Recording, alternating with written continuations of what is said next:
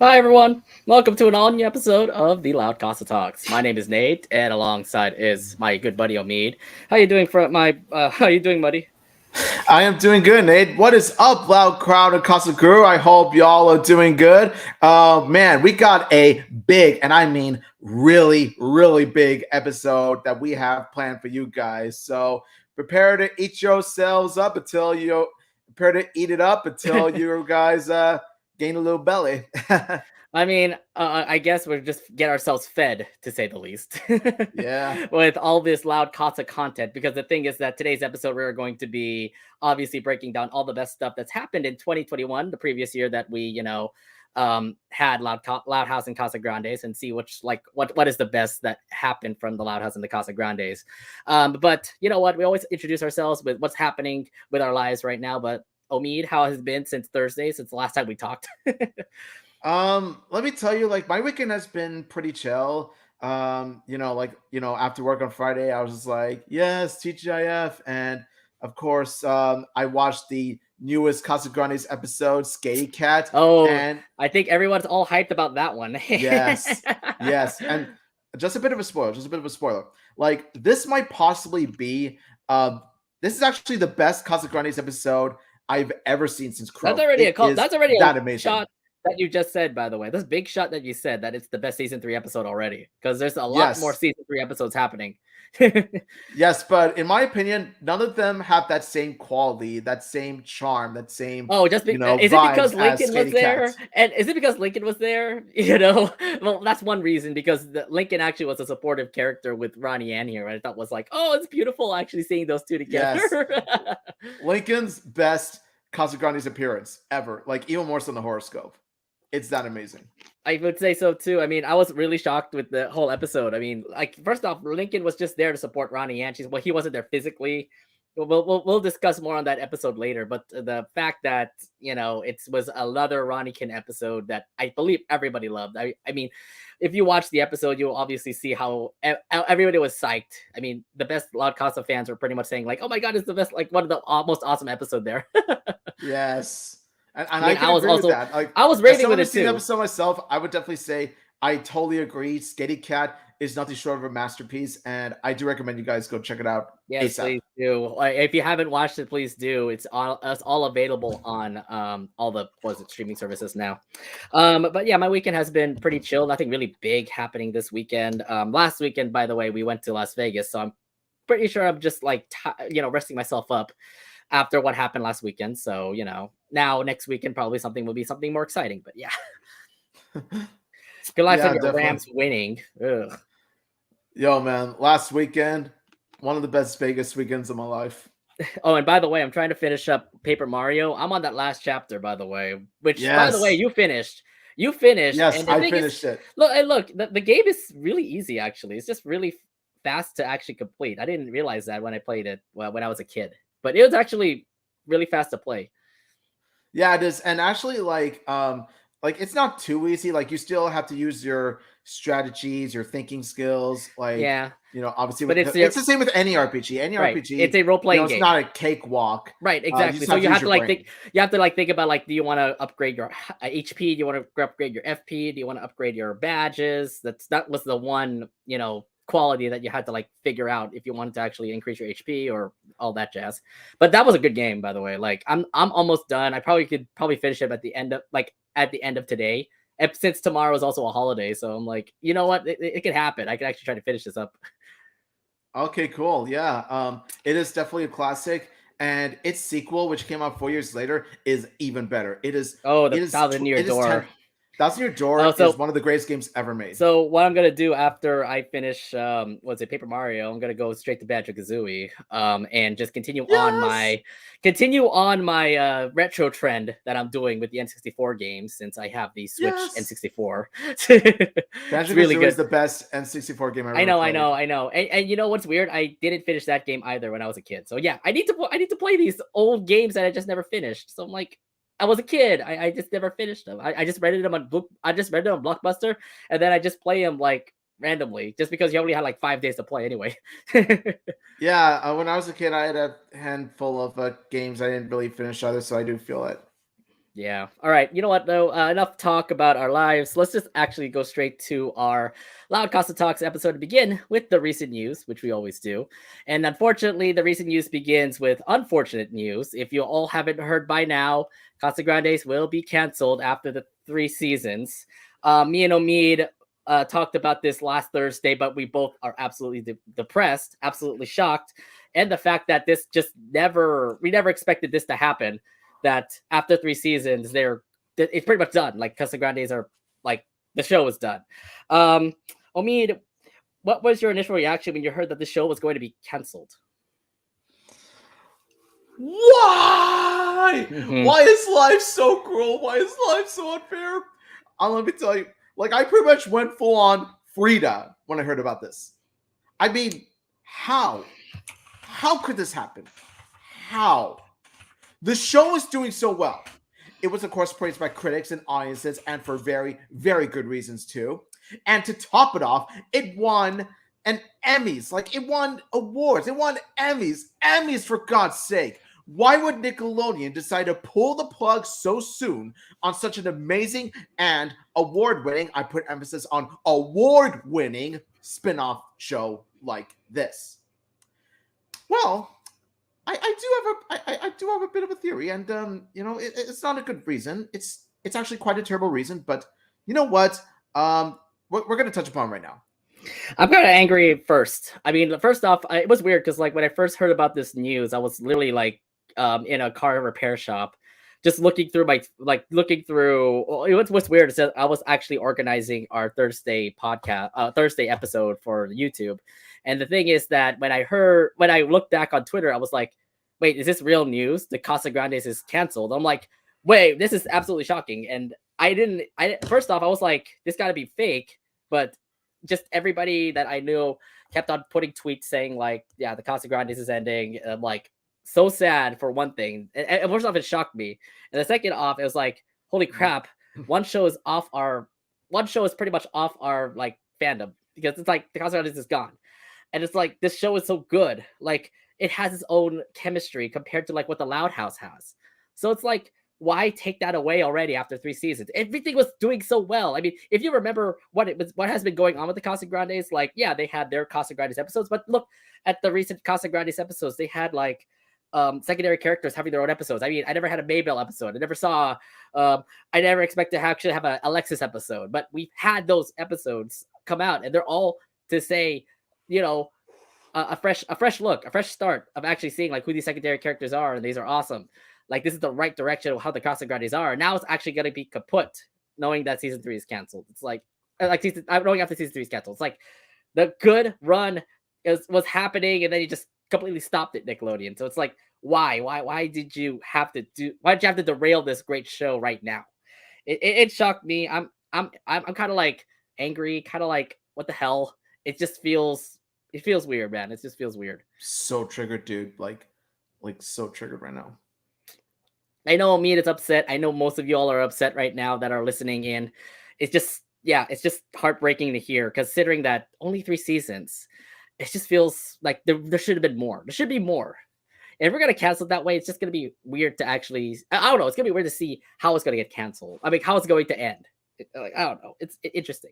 Now, here's the other thing too about this news. Now, I'm putting up the news here about it. It's from Axios. It confirms that the news that the Casagrandes is canceled.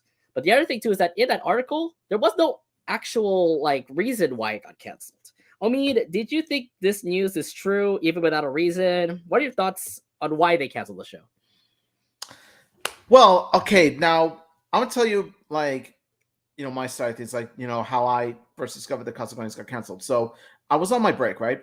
And so I checked my phone and I saw an Axios article that said, Nickelodeon cancels the Casagrandes. I'm just like, okay, this has got to be fake. But then when I went to Twitter to make sure it was fake, praying to God that it was fake. It just turned out to be the case. It was actually, unfortunately, for real. And honestly, like, I think I have like one legitimate reason. I can think of one reason, like one hypothetical reason as to why it got canceled. It's a beyond unacceptable reason, but it's just a reason that I feel like, it wouldn't surprise me at all if that was the case. Well, it might actually be related to a certain Sponge Bobo and how much Nickelodeon,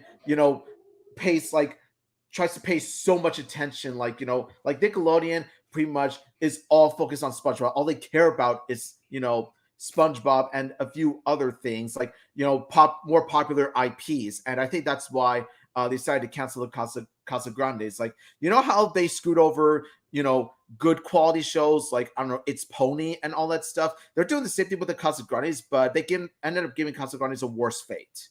Like, they didn't even put it to like Nicktoons or anything. They just like decide, boom, Casagrandes is dead and all this stuff. And I'm just like, why? Like, first of all, you're Nickelodeon, okay, not Spongelodeon, okay. You got to have variety. You need more variety. Otherwise, your channel, your network is not going to be, diverse. It's not going to have a huge variety. If all you're going to focus on, is SpongeBob, then you might as well call yourself Spongelodeon. Like I said, not Nickelodeon. I feel like it's just weird how everything just all well kaput for the Casagrandes, because the thing is that, the day before they announced this news, they had a Paramount, like, I don't know, some sort of news bringing out where they announced a lot of stuff. Like they said that SpongeBob is going to have 4 more movies. Although what's weird is that they didn't actually announce like a season of Camp Coral or the Patrick Star Show or SpongeBob for that matter. They just only said they're going to have 4 more movies. And I'm like, 4 more movies. Remember, that 3rd movie for SpongeBob is terrible. I will not talk about Sponge on the Run because, that was the worst SpongeBob movie I've ever seen. It was just a SpongeBob episode pretty much like thrown into crap. But it's just, why are you continuing on with this trend? Is the Patrick Star Show that popular? Is Camp Coral really that popular because it was based off the movie A Sponge on the Run? I don't understand why they are continuing on with the SpongeBob theory. It just feels stupid. And the other thing too is that, Omid, to your point about the Nicktoons treatment, Casagrandes is not having that, which I'm very happy about. At least they're actually debuting the episodes on Nickelodeon, the main network. So at least people can actually see the Casagrandes in the main network, not like Nicktoons where you have to like pay like extra in order for you to actually watch the Casagrandes. I feel bad for the It's Pony fans because they have to pay extra to watch those new episodes. So you're just very happy the fact that like they are treating the Casagrandes well before they cancel it off. It just stinks that it had to be like right now in its third season where things were about to, like I said, go trend in the right direction and just absolutely like hit a wall, to say. It just feels really weird. My thoughts about like how this news came out to me was like, I thought it was fake, but it was real. What makes it more real is the fact that even like the people who work on the Casagrandes even said that this is our final. This is actually real. I mean, you had Isabella Alvarez put a tweet saying like, "Thank you to the fans." You had Miguel Puga retweeting tweets saying that this is real. This is the real news. So it just tells you like, yeah, this is completely done. And it's so bad to do it on a time where the Casagrandes was going up in the right direction. It's just why they now? were at their prime. They were at their prime. I decided to do this. Just Nickelodeon. Just why? Why? Who thought this was a good idea in the first place? I just feel like look, we keep on seeing this too. Like there's always been a change in direction for Nickelodeon, like even through the Loud House itself. So like from 2016 all the way to like right now, I've been seeing like one person keep on becoming the next head. Like there's another person who's now the head of Nickelodeon, another person who's head of Nickelodeon. And I don't know what's on their minds, but it just feels like SpongeBob has always been like, oh, it's our money grab. It's our cash money. So let's go ahead and just continue to put out more SpongeBob stuff. But it's like take a break from the sponge, please. Just, come out from under the sea, okay? Like you don't live under the sea, you live in dry land, okay? Good dry land. And just like focus on your other properties. Seriously. Right. And then, and also one news I want to bring up too, whoever this person is that said that the Loud House, that the Casagrandes is actually not canceled, just remember Kevin Sullivan works for the Loud House, not the Casagrandes, okay? Exactly. I keep on seeing that around. Stop spreading that rumor around. It is confirmed that it is canceled. It sucks that I have to actually deal with it, but I have to man up. I have to say like, yeah, this show is canceled, but I feel like it's in the worst reasons. I wouldn't say worse than Owl House, but it's kind of like that right now. Yeah, no, like the Owl House treatment, like the treatment Owl House has gotten is like worse than the Casagrandes' fate. Like Owl House ended up with a worse fate, honestly. Yeah, it's just that's just another story for another day, though. All right, but here's the other thing. Here's the silver lining, if you want to say it, from this cancellation of the Casagrandes. They are not out. They're not completely gone. The Casagrandes are going to be back in the Loud House show, which is going to be interesting considering that the Loud House already has a lot of content to give away.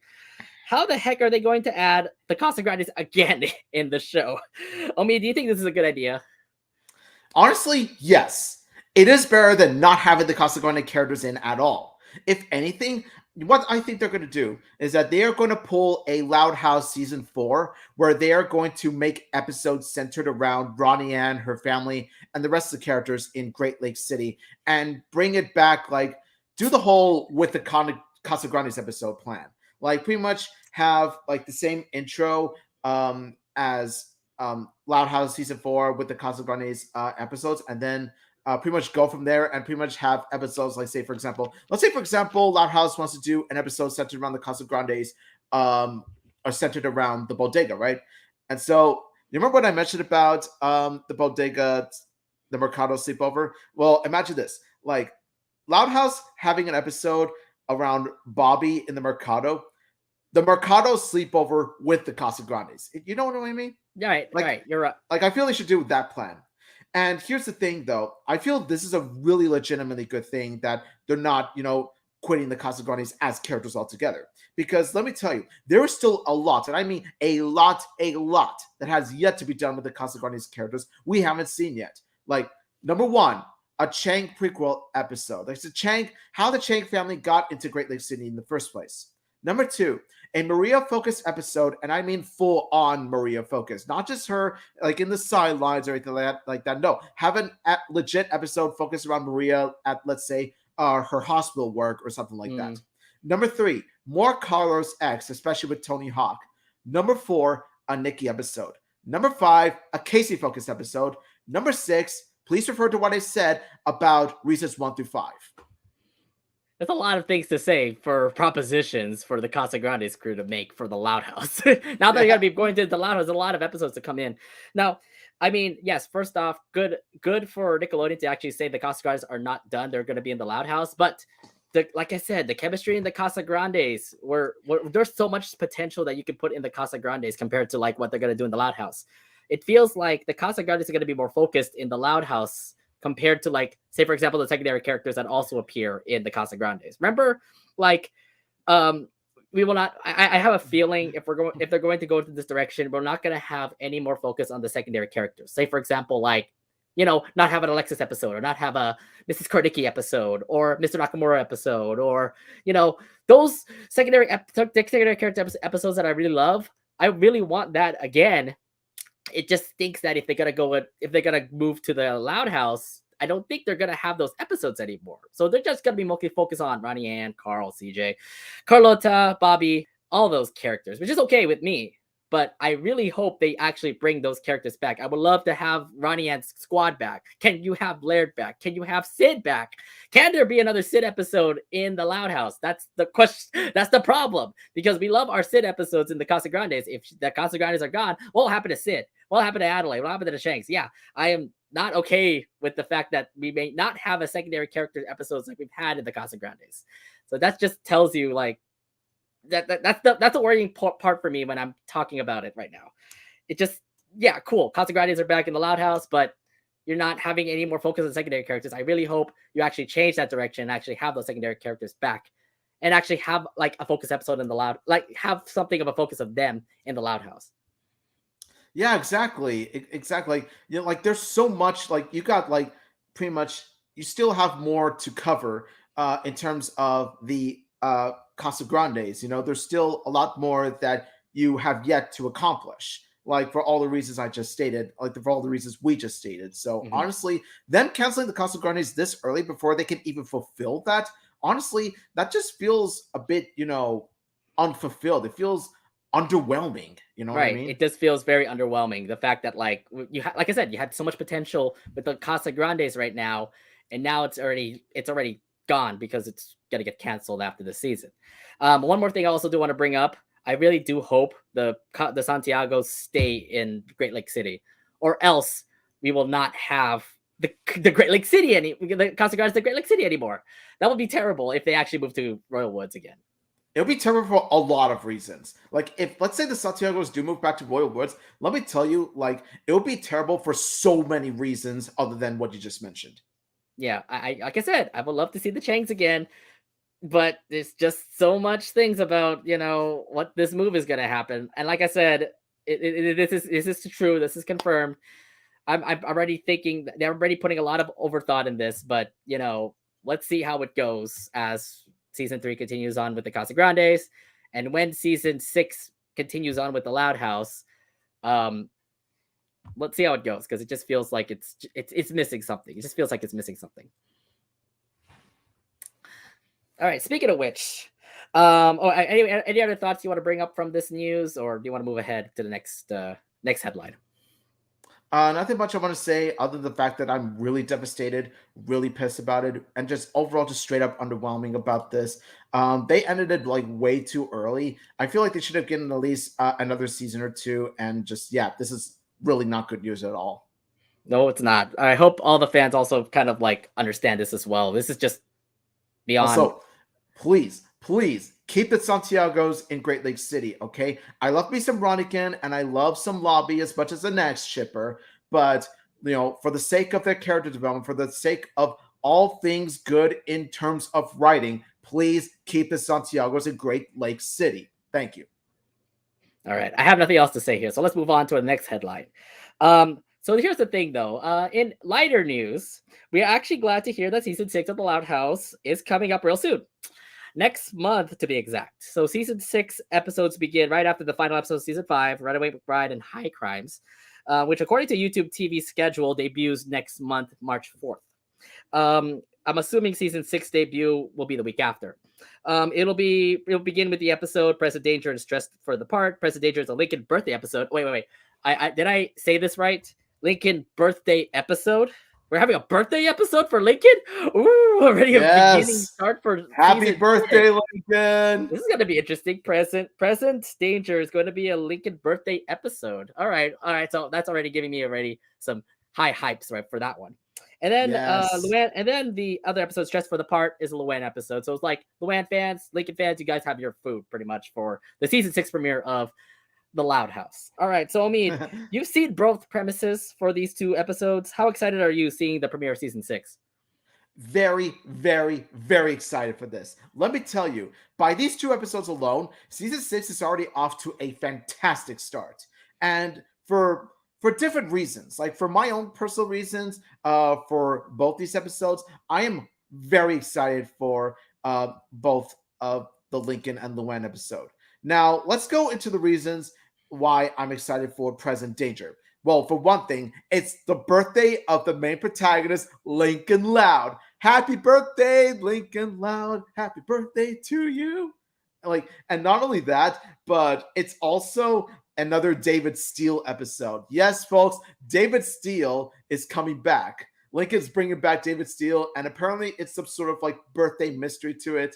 And so there's just so much that you could do when you combine the aspect of Lincoln Loud having a birthday with David Steele, Lincoln Loud as a spy. Pretty much, since it's a mystery, anything can happen. And so what I wish to happen, especially, is for Ronnie Ann to attend Lincoln Loud's birthday. Oh my God, that would be Lincoln shocking. Loud would be Ronnie Ann would be Lincoln Loud's number 1 on the guest list. Lincoln Loud would probably put Ronnie Ann number 1 because Ronnie Kin, baby, let's go. This episode is already looking so good. Let's just add the cherry on top and put Ronnie Ann into the plot. Let's have Ronnie Ann come to visit Lincoln's birthday. Let's go. We're studying this. I would love to see her thoughts on this little predicament that Omid just said. I think that Ronnie Ann might have a special birthday present for Lincoln. What? Everyone in the comments, please comment below what you think it is. Oh my God. Your prediction is absolutely high on that one, bro. Yes. Yeah. Here's I want to place a bet and be like, will Ronnie Ann appear in Lincoln Loud's party? We'll see. And also, now let's go into why I'm also excited for Stress for the Part. Stress for the Part because, well, it focuses on, once again, Luann's theater life, Luann's acting, and pretty much as someone who has been involved in theater for many years. Of course, I am highly excited for this, especially when it centers around Luann getting a role for a Dairyland production, similar to how you see the cast of Disneyland. Yeah, Luann has snagged that opportunity now. But, however, it could be much. It is much to dismay of Miss Bernardo, and Luann wants to hide it from Miss Bernardo. So I guess she doesn't want to feel too jealous. But either way, I'm excited to see what's going to happen. Same with the Lincoln Loud episode. I mean, I'm more excited toward the Lincoln Loud episode because, heck, Lincoln has a birthday. And the fact that we continue to have birthday episodes is awesome. I mean, the last birthday episode we had was Strive for the Party. Lana and Lola. I really like that episode. And see, I really like that episode. If we could have that chemistry episode like what happened with Lana and Lola and Strive for the Party, then this is going to be a really exciting episode. Especially the fact that, we haven't heard David Steele in quite a while. I mean, what was the last time we heard about David Steele? It's that one episode. It was that season 5 episode. Bonding. Family bonding. That's right. So we haven't had David Steele in quite a while. And yeah, it just feels really interesting. Also, I looked at all the other screen caps that are happening. Apparently, with this whole, Present Danger mystery, it kind of feels like it's going to be David Steele. And the rest of the squad is also going to be involved too. Seriously, they're looking like villains when I'm looking at these screen caps. So I'm like, so is this going to be like a David Steele episode? It kind of feels like that one SpongeBob episode where they actually all they all cosplayed as Rubberman Barker Boy characters. So it's like, it's going to be really interesting. It just feels like it's going to be a David Steele episode where Lincoln's David Steele and everybody else is a villain, or maybe there's a partner. If Ronnie has that partner, oh my god, it's going to be fun to actually see that. Oh my god. Yeah. So I'm just saying it though. This is going to be an exciting David Steele episode with Lincoln being the main guy, and of course, this is just all like maybe a ruse for a birthday episode. But you know what? Props out to Lincoln. This is his birthday after all. So yeah, I can't wait to see this. This feels like something awesome to see, and it's something new for us to watch because we don't know about David Steele. We know about Lincoln's other favorite like hobby, like people like Muscle Man, Ace Savvy, but not about David Steele. So this is going to be, I think, going to be very exciting. Oh my god, I have to comment on Clyde's costume because the way Clyde dresses, oh my god, like he dresses as if like Willy Wonka was a old silent movie villain, the one with the twirly mustache. Like he gives off that sort of vibe. And then one more thing I wanted to say about was it Luann's episode? I kind of feel like, this is kind of like an episode where like Luann backstabs Mrs. Bernardo, and this is going to be an interesting little take here. So I can't wait to see that. I didn't see any previews of it, but from what I've been seeing from the birthday episode, that's the more exciting episode compared to the Luann episode. But still, Luann fans, you're going to be excited about it. I can't wait to see how season 6 debuts. It feels that it's going in the right direction for the Loud House. I'm just very excited for both. Honestly, like I'm excited to see both episodes. Let me tell you, season 6, like I said, off to a fantastic, I would dare say perfect start because of these 2 episodes. Exactly. So yeah, season 6 will debut in March. I believe it will happen right after the season 5 finale. That's going to be on March 4th. So, when March 4th ends, it'll probably be the next Friday. You'll probably see those Loud House episodes. So yeah, this is going to be fun. This is going to be a fun 2022 with the first episode of the Loud House coming up next month. All right. Yeah. And I'm not just going to say this, Lincoln Loud, happy birthday. Happy birthday, Lincoln! You finally have your birthday after after 6 seasons. You finally have your birthday episode. Okay, now let's actually head over to our main subject today, which is the best of 2021. All right, so 2021 would be summed up as a better 2020. Yes, we're still going through the pandemic, but at least there were signs of life, seeing that the shows were still in full force. To say the least, a year in a pandemic definitely showed when it comes to how many episodes premiered in 2021.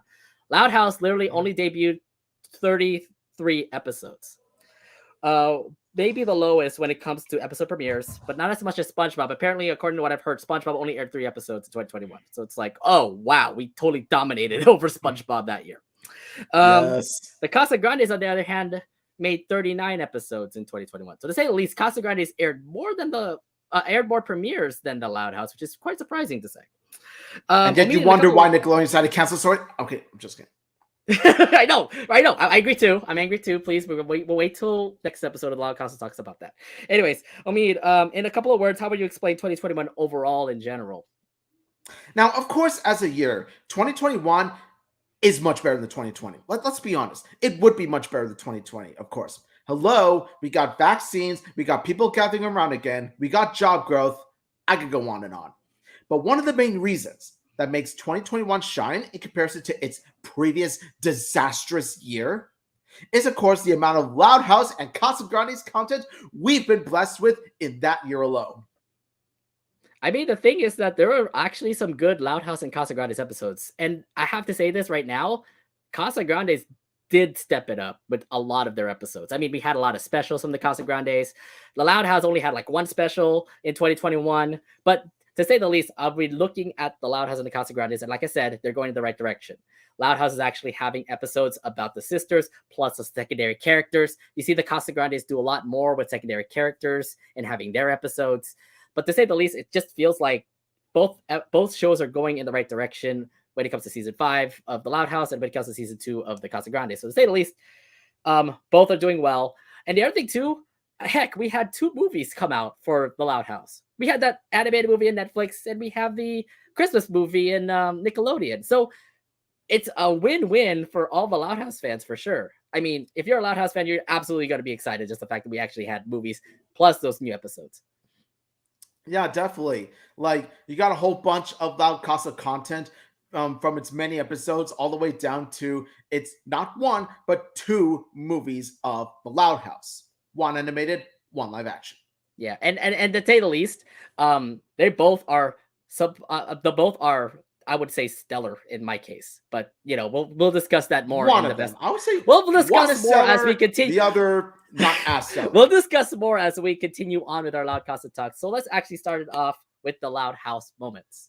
So me and Omid went through this and looked at the best moments of 2021 for the Loud House, and I have to say, would you agree with me, Omid, that there was a lot of solo episodes for a couple of characters that I never expected to actually have solo episodes?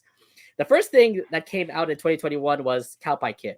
And that was a Liam episode. And I never expected to actually see Liam and Lynn actually work together in an episode. How did you feel? How'd you feel about this episode? I mean, like, Liam, out of all people, who's just pretty much a farm kid, literally helping Lynn play baseball and helping them win a championship. How awesome was this episode? Yeah, you never expected it to happen. You never really expected Liam to not only have his own episode, but to also share an episode with one of Lincoln's sisters. And let me tell you, they managed to pull it off very well. Like, Liam, of course, is very wholesome, and he is definitely quite a team player. And when you consider the fact that he's worked so hard at a farm, of course, he's going to have that teamwork management. He's going to have very good teamwork skills to him. And so that's what comes in handy when he plays softball for Lynn's team. And so, yeah, I really liked Cowpie Kid. I'm really proud of Liam's softball career. And overall, like, just a really good episode overall. Not just good for Liam's character, but also good for developing Lynn's character as well. It also opens many doors to, future episodes in which one of Lincoln's friends and one of Lincoln's sisters share an episode together. Like, another one is, well, sort of Lana and Stella, but they only shared like 2 or 3 minutes of screen time, so I don't think that counts. I'm thinking more of something along the lines of, let's say, Animal House. Maybe like Animal House. I would say that one too, because it was a sister with a friend, but it wasn't Lincoln's friend. It was more of Luna's friend. Yeah, technically, I wouldn't count Animal House either, because it wasn't Lincoln's sister per se. It was Lincoln's sister's girlfriend per se. I was thinking along the lines of, I don't know. Let's say Zach and Lisa. Let's say, and Nate, hear me out. What if they actually made a Laurie and Stella episode? Oh, please. Oh my God. I would freak the heck out right now if you actually have that Laurie Stella episode. Like, Laurie goes to Stella for, like, tech stuff, and I'll be like, I'll be hella fangasming if that ever happens. Yes. It's like, the reason I bring up Laurie and Stella is because, well, look who I'm talking with right now. Yeah, you're talking to a huge Laurie and Stella fan, obviously. All right, so my 2 cents on this episode. I actually thought this was great, just to have, like, Lynn actually talk to Lincoln's friends, and the fact that Liam, we never seen Liam as a sport person, but we remembered back in season 1 where Liam actually played basketball before. If you remember correctly, he was a sporty person. And then we just referenced him back to the farm back in season 2, 3, 4, and 5. And now, and in season 5, we actually see him back as a sport person. I'm like, oh, great. That's awesome to see Liam actually go back to his sporty ways. Because he's just, you just pretty much put him as a farm boy. But remember, back then, Liam does play sports too. I remember seeing him, like, in a uniform playing, basketball, which I thought was pretty cool. So it's awesome to see that. Plus, the fact that, like, you never get to see, like, any of Lincoln's friends bonding with any of the sisters, because you always get to see them with Lincoln, not like, say, for example, with Lynn or Luann or Luna. So this just tells you that we're kind of in the right direction of actually trying different different bonds of, like, Lincoln's best friends or a secondary character with one of the sisters. So yeah, definitely. Like, I can't wait for those, man. Like really hope that the ideas that I just brought up, well, especially the one that Nate has, and I know Nate's gonna love. Let's hope that happens. I hope the Loud crew is listening. Make season 7 if there is a season 7. Nate, if by any chance that Laurie and Stella do have an episode, like, let's say just get announced like about in a week or 2, I want to hear from your words, Nate. Me, you're welcome. Okay, yeah, I It's will. two I civil will. wars. I will. I know we're supposed to have like I know in the treehouse sessions we're supposed to have like a episode idea, pitch idea to which we never have done yet, which we got to do soon, by the way. I have a lot of ideas I want to pitch to the Loud House crew and the well, not the Casagrandes crew anymore because they're canceled now. You might as well call them LoudCasa crew. I guess we could call them Loud Casa crew. I just hope a couple of Casa Grandes crew actually do, head over to the Loud House. Besides that, you know what though? I think that we're on the right direction here because well, hell, Liam ended up having his own episode. So why not any of his other friends? The next episode that actually I want to talk about was Zach Attack. And I believe that was the first episode that I ever saw where Zach actually was the main focus. And by the way, like we never really see Zach do much. He was just pretty much a person who had weirdy parents. But it turns out he actually is a weirdo too. He actually does believe in aliens and stuff like that. This just gives you more focus on who Zach is, and how his daily life is and everything. Because we always get to see Liam in a light. We always get to see Rusty in a light because he apparently has a dad who talks about suits. And you obviously know about Clyde and Lincoln. And it's not Stella because I hope we actually get to see a Stella family episode. But still, it's awesome to actually see Zach in his family doing his own thing. Omid, when you saw Zach Attack, how awesome was it the fact that you actually know about Zach? You know Zach more in this episode. Yeah, I felt that it was really great that we got to see an episode centered around Zach and like his overall beliefs of aliens and all that stuff. Like it was good to see Zach like hold his own episode, and it actually turned out to work really well, especially when you add in Rusty to the mix, especially like we saw Rusty like play a part in Zach's alien plan, and then of course you got the rest of the squad participating as well later on. Let me tell you, like this episode gives really good depth to Zach, and this episode really like not one of the best season 5 episodes I've seen, but it was still definitely worthwhile, especially for his character. I think it's just more of the focus. I mean, like, yeah, it may not be like the best focus episode, but like I said before, this is going through the right direction. The fact that we're actually talking about secondary characters have their own episode, hence what you saw in Zach. So it tells you like the Loud House is just going straight to like having secondary characters have their episode. And heck, Zach has his own episode. May not be the best episode, but still just tells you like, oh, Zach is also into aliens just like their mom and dad. Yeah. And if he actually has a sister, it would be weird. She might also be a part of, this weird conspiracy theories about aliens and stuff like that. Yeah. Yeah. So yeah, I mean, awesome to see Zach Attack like that. All right. So another episode I want to bring up from the Loud House. Do you remember April Fool Luann? We saw 3 episodes of Luann in her April Fool mood where she starts to get all crazy and start to be all pranky. Well, it turns out we actually saw her again. I'm talking about Silence of the Luanns. Yeah, we have April Fool's Luann back again. I thought it was over, but I guess what were your feelings of the fact that Luann is back and got all crazy again? Okay, like I really do like how this episode has a different take on Luann's April Fool's persona. Like they decided to take a whole Silence of the Lambs sort of spin. I'm gonna cut this off on our recording, but content warning. All right, go ahead. Oh God! Oh man! Beware this space will haunt your nightmares forever. Nightmare fuel right there. Anyway, now it turns out that while it wasn't Luann Loud herself that was pulling off these pranks, she did play a key role in this episode. And when I mean key role, I mean that she pulls off this Hannibal Lecter role in this episode, hence the title reference. Now, of course, like we see Luann saying, she's mature for this now. She's quit pranking. Yeah, she said quit. She said she quit pranking, but emphasis on but. When it's been revealed to turn out to be Lily of all characters, even though she's a baby, it turns out that the reason why Lily did all these pranks is to get Luann back into pranking, like to come out of retirement. And would you know it, it actually succeeds, much to the dismay of the rest of the family. There's 2 pranksters! Oh! Yeah, Luann is back into pranking, and wouldn't you know it, like So Loud Crowd Casa Crew, get ready for the next April Fool's episode in which Luann has returned to pranking herself.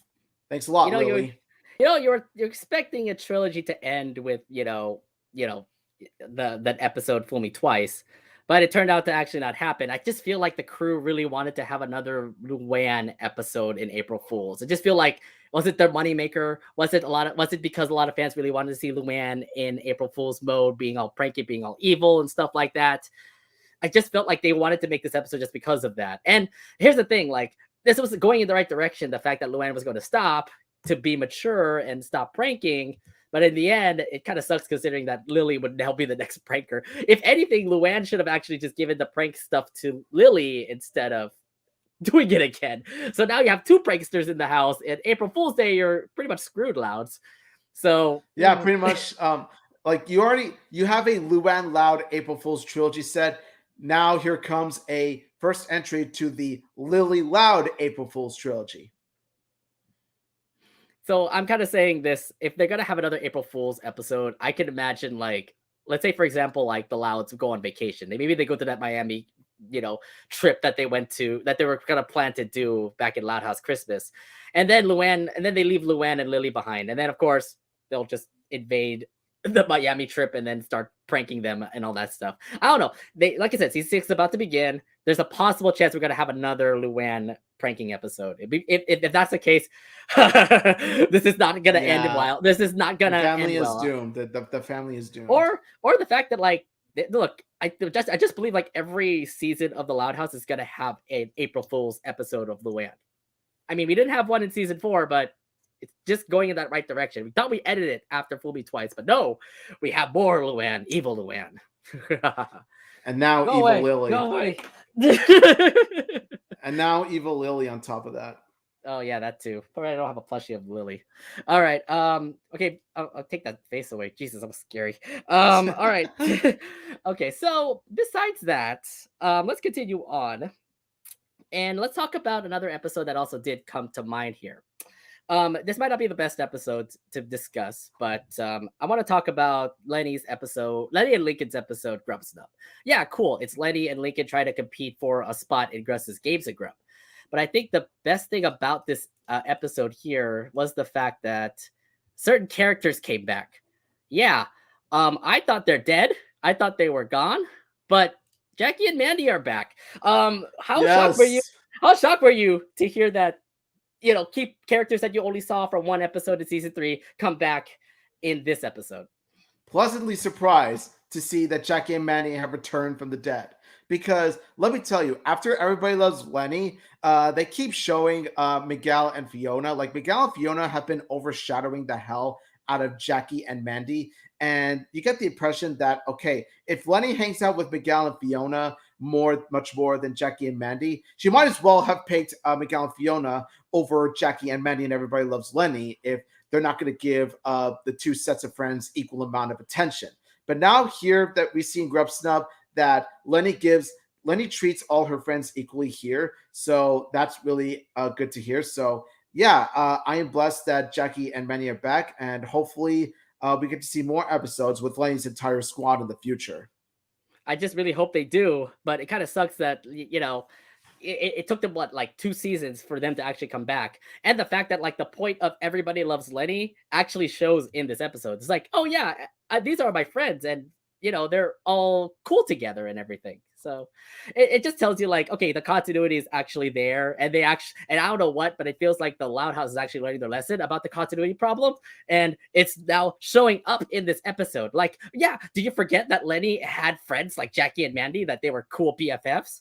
And now you actually add Miguel and Fiona from that one episode, Everybody Loves Lenny, and it just shows in Grub Snub. So it's like, okay, great, this is awesome. Your continuity actually works. So yay. Yeah, exactly. And for the episode overall, I kind of said it was like, 7 out of 10, because it didn't feel that great. It was competition between Lenny's friends versus Lincoln's friends, and I felt it was a episode. Now, I found that the battle between Lincoln's friends and Lenny's friends, like, it was quite engaging. But the parts that were stupid, like, they were, like, beyond dumb. Oh my god, I never forget that stupid ending. That stupid last minute where, like Lincoln and Lenny Yeah, are Lincoln like and Lenny spinning were like around, literally on a like spinning they're around the literally on fan, a fan, and they pretty much and then kicked Lincoln and themselves Lenny out. go flying out of It was just the, it's just, yeah. why would you do that? Why And would it you was the end and on it that was note? that and it was Lincoln's joke. We'll take it to go. And then obviously they flew out.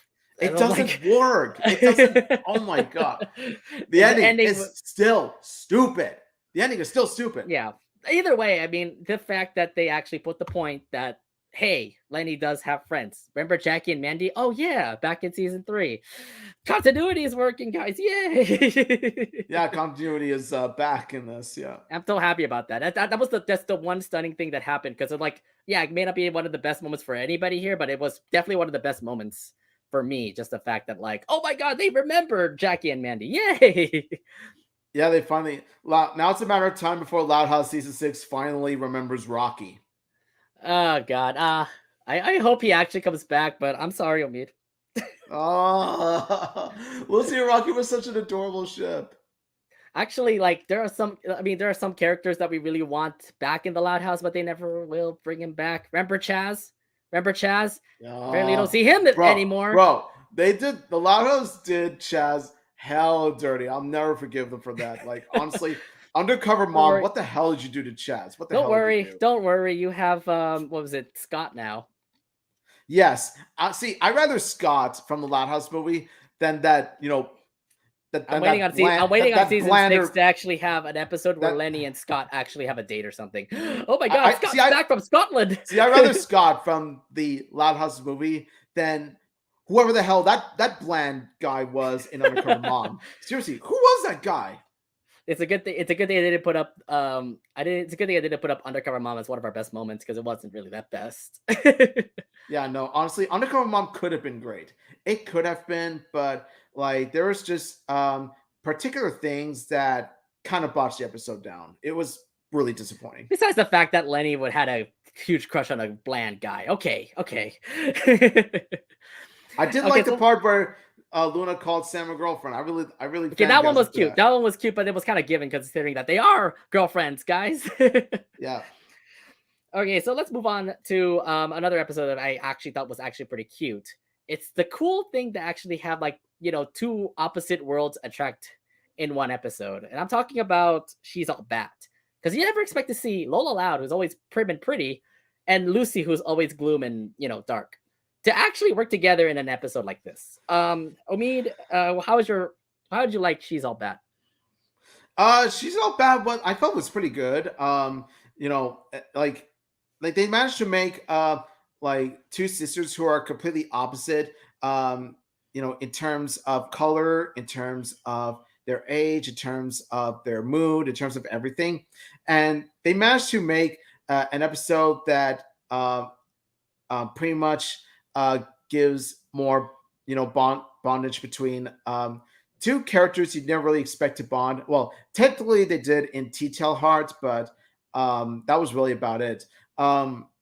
You remember how like Lola was the crazy one and Lucy was the same one in Tea Tale Heart? Well, in this episode, they actually managed to switch roles. They switched positions where now it's Lucy going cray cray and Lola is pretty much getting the better end of the stick.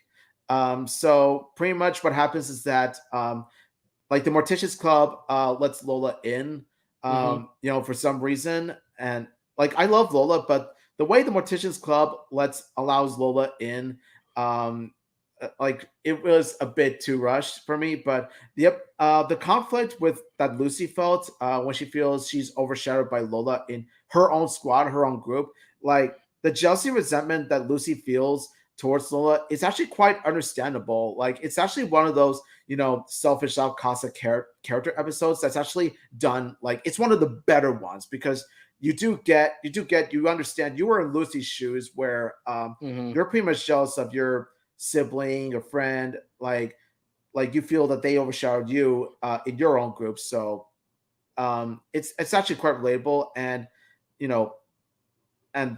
and all this stuff. And while Lucy did commit bad things, like she has made some grave mistakes. See what I did there? Grave mistakes. She does come to realize she screwed up at the end, and she apologizes to Lola, and Lola admits that she herself has felt jealousy towards a sister as well, Lisa. So the jealousy is natural. Like what Lucy's Right. feeling is Well, quite natural. the thing is that in this episode is just more of like Lucy trying to find another partner for this one rule that was Principal Huggins tried to pull up, just because I have a feeling like Principal Huggins just wanted that club gone. So he wanted to try to get another member, and it would be Lola Loud, and Lola will actually turn out to be very stellar. The thing is that you never expect Lola to actually, a pretty girl, to actually be popular with like goth kids. Apparently, goth kids actually really do like Lola, which made Lucy jealous. And that's what Lucy was trying to kick out Lola. But nonetheless, I mean, like, I understand like like Lucy's perspective, because I understand that you can get jealous for certain things, especially if you're the leader of the whole group and Lola's pretty much taking over. But I do love the whole fact at the end where, like, Lola reveal, like, they revealed like Lucy just doing all this stuff, and Lola, got hella angry at her too. But nonetheless, in the end, it just feels like a great moment to actually have Lola and Lucy just have an episode together. And the one thing that I kind of want to point out in this episode, two sisters that you never expect to actually have chemistry together. Like, you may say, for example, like Laurie and Lola back in, like, what's it, Down and Out. Like, they had their own episode, but they actually work together because they actually relate to each other. These two don't really relate to each other. Like, what? One gothy, one really prim and pretty. So exactly. And they don't mesh together. And it worked. And it works in this episode. It just feels more like heartwarming to actually see these two sisters who are sisters of the Louds, and it's just beautiful. Let's be honest. Like, the only other, it's one of those things where you manage to take, dark and gothy and, prim and pretty, like Pink, and you manage to mesh it well together and actually make it like something really worthwhile. The only other way that dark and gothy and prim and pink and pretty really do mesh, really work together is Hot Topic. That's another thing. Yeah, a lot of anime stuff in Hot Topic, yes. But yeah, I mean, great episode. I say this was one very good episode. But speaking of actually good episodes, we'll talk about the only special that actually aired in the Loud House. It's called Camped. It was the Loud House's only special in 2021, but to say the least, it could be one of the best episodes in 2021. Omid, would you agree too that Camp was a really good episode to watch? I adore Camped. Camped, honestly, I'm just going to say this. It's the best Loud House episode of 2021. Hands down. Like, pretty much everything about Camped just screams Loud family dynamic. It just screams Loud House. And it works for, like, so many reasons. Like, it definitely works on the adventure aspect, where you got the Louds pretty much treasure hunting. You pretty much got the Louds trying to save Lynn Sr.'s old camp. And they have to go through, trials and tribulations, solve puzzles. Like, think of it as like something you would see from, let's say, DuckTales or Uncharted or Indiana Jones. Like, the adventure aspect they pull off very well. And then you combine it with the Loud family aspect, where they do have legit chemistry. They legit help each other. And they actually have some really good and memorable moments and lines. Like, every single scene with them just nails. Like, every single scene is very memorable. Like, from, the dark joke that Lucy made from, and then you got like Rita scaring the bear. That was a good one, yeah. And then you got, of course, the most iconic part about this episode, about the journey. Luna Loud singing "Row, row, row your boat." Of course you would say that. What is that a dream? Oh God, yes, just pure excellence. Just Luna Loud really nails each and every single tune. It's just so awesome. Luna's the goat. I think the fact in this episode is the fact that, like, throughout this adventure that they went through to find this treasure, it definitely was really beneficial for all the Louds, considering that every Loud actually helped out. Like Lenny trying to figure out a puzzle, Laurie trying to find her surroundings. Of course, you got to see Rita actually fight off a bear, which I thought was pretty awesome. Luna rocking out on the guitar to find the fake treasure. To say the least, like, this was good. Like, overall, great adventure. Overall, like, the Louds working together. And it all to save a camp that their dad is, like, trying to save. It's just great. It's just overall a great episode that I felt, really hits home to the Loud House fans. Like, just hits home to, like, what family is all about and all.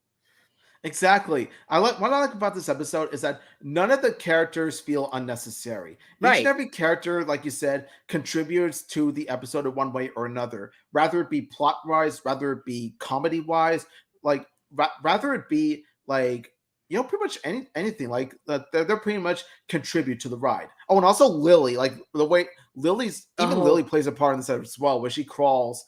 yeah. She crawls to She dig a crawls to hole to find get them. Yeah. the puzzle. Like she crawls I to thought. find a hidden, Right. door or something. Yeah, and I thought this was actually just cute. Just everything overall with this special was great. Maybe one of the best specials of the Loud House. But remember, we also do have a best episode tournament coming up next month. So let's see if that actually Yes. holds. Let's go. All right, so let's talk about the next episode, and I believe Omid will love this one here. There are some Luna moments around with the nick of time. Omid, you want to explain more about in the nick of time? Oh yes. Right on time, in the nick of time. Yes. Oh my god. In the nick of time, one of the best season 5 episodes. Like, and this is not biased. Oh my god, look at this. Look at this. This is beautiful. This is so pure. Like, pretty much anyone who dislikes this, actual image has no taste at all. Look at this. This is beautiful. You got Sam in Luna's arms. You got Luna and Sam looking at each other into the eyes. It's just like, oh my god, everything about this episode, everything about this scene, everything about this image. Oh my god, it is just, it's perfection. It is just perfection. And of course, you got Luna's dilemma of having to switch between going on a date with Sam and pretty much disguising herself as Mick when it turns out that Mick couldn't come, but then at the end Mick actually did come. Yeah, honestly, like Luna's dilemma here, you do feel for her because it's pretty much her juggling between her two loves, the two best things that happened to her. Like, of course, you got Luna trying to bring Mick Swagger to the dance, and you also got Luna trying to be a good girlfriend to Sam. So yeah, it pretty much works all around. It's one of the best Luna episodes I've ever seen. I love In the Nick of Time. I would watch it again. I have to say this though, this definitely did please all the Luna fans out there. I mean, first off, you get to see Luna's backstory. You get to see Luna's backstory of how she got into rock and roll. Remember that one episode for what's it? For Bros About to Rock. Yes, So they took a flashback. So another continuity that happened in this episode. They incorporated a flashback that was presented in the best season 1 episode for Bros About to Rock, and I just love this episode for that. Yes, I just believe it was just amazing just to see that, and the fact that like she says the story, and the fact that she also knows Mick Swagger, which is actually true. There's a reason why Mick Swagger did actually appear in this episode, and the fact that in the end, both Luna and Sam end up like having their date, and it's just beautiful, especially that last scene where it's like the rocker. He's like that was literally was the last scene of the episode. It's like, oh my god, this is absolutely beautiful. So yeah, Sam and Luna fans absolutely got your food. Definitely with this episode, it was just Hey, Nate. Yeah, you got your food.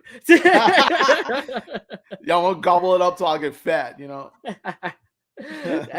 I mean that was the only Sam Luna moment apparently in 2021. We just hope we get to see more of like Sam and Luna in episodes. I would say like here's the thing. I like it that they actually do it like at least 1 or 2 episodes, so that they don't actually put a lot of emphasis on Sam and Luna. Yeah. Remember, Luna is also a rock star. Just put the hands up there. She needs to also have her own episode. You got to have a balance of Luna's rock star life and Luna's relationship. Love life. Yeah, exactly. So I'm just glad that we actually have like at least 1 episode. Maybe if we can actually go to season 6, maybe 2 or 3 more episodes of Sam and Luna. But if they're going to be like a real 4, 5, here's 6, here's 7, what I'm thinking. 8, here's 9, what I'm 10. Thinking. Here's what I'm thinking. Like Sam and Luna will have a date episode probably in season 6. That's my prediction. And if it happens, you better thank me for that, Obid. Yes. Yeah, like when we see Luna and Sam on a date, I'll remember to say to you those 2 words, you're welcome. Maybe like an official date where they actually like don't do the competition, more like them actually dating and eating in a restaurant or something like that. Maybe a double date with some other couple. Who knows?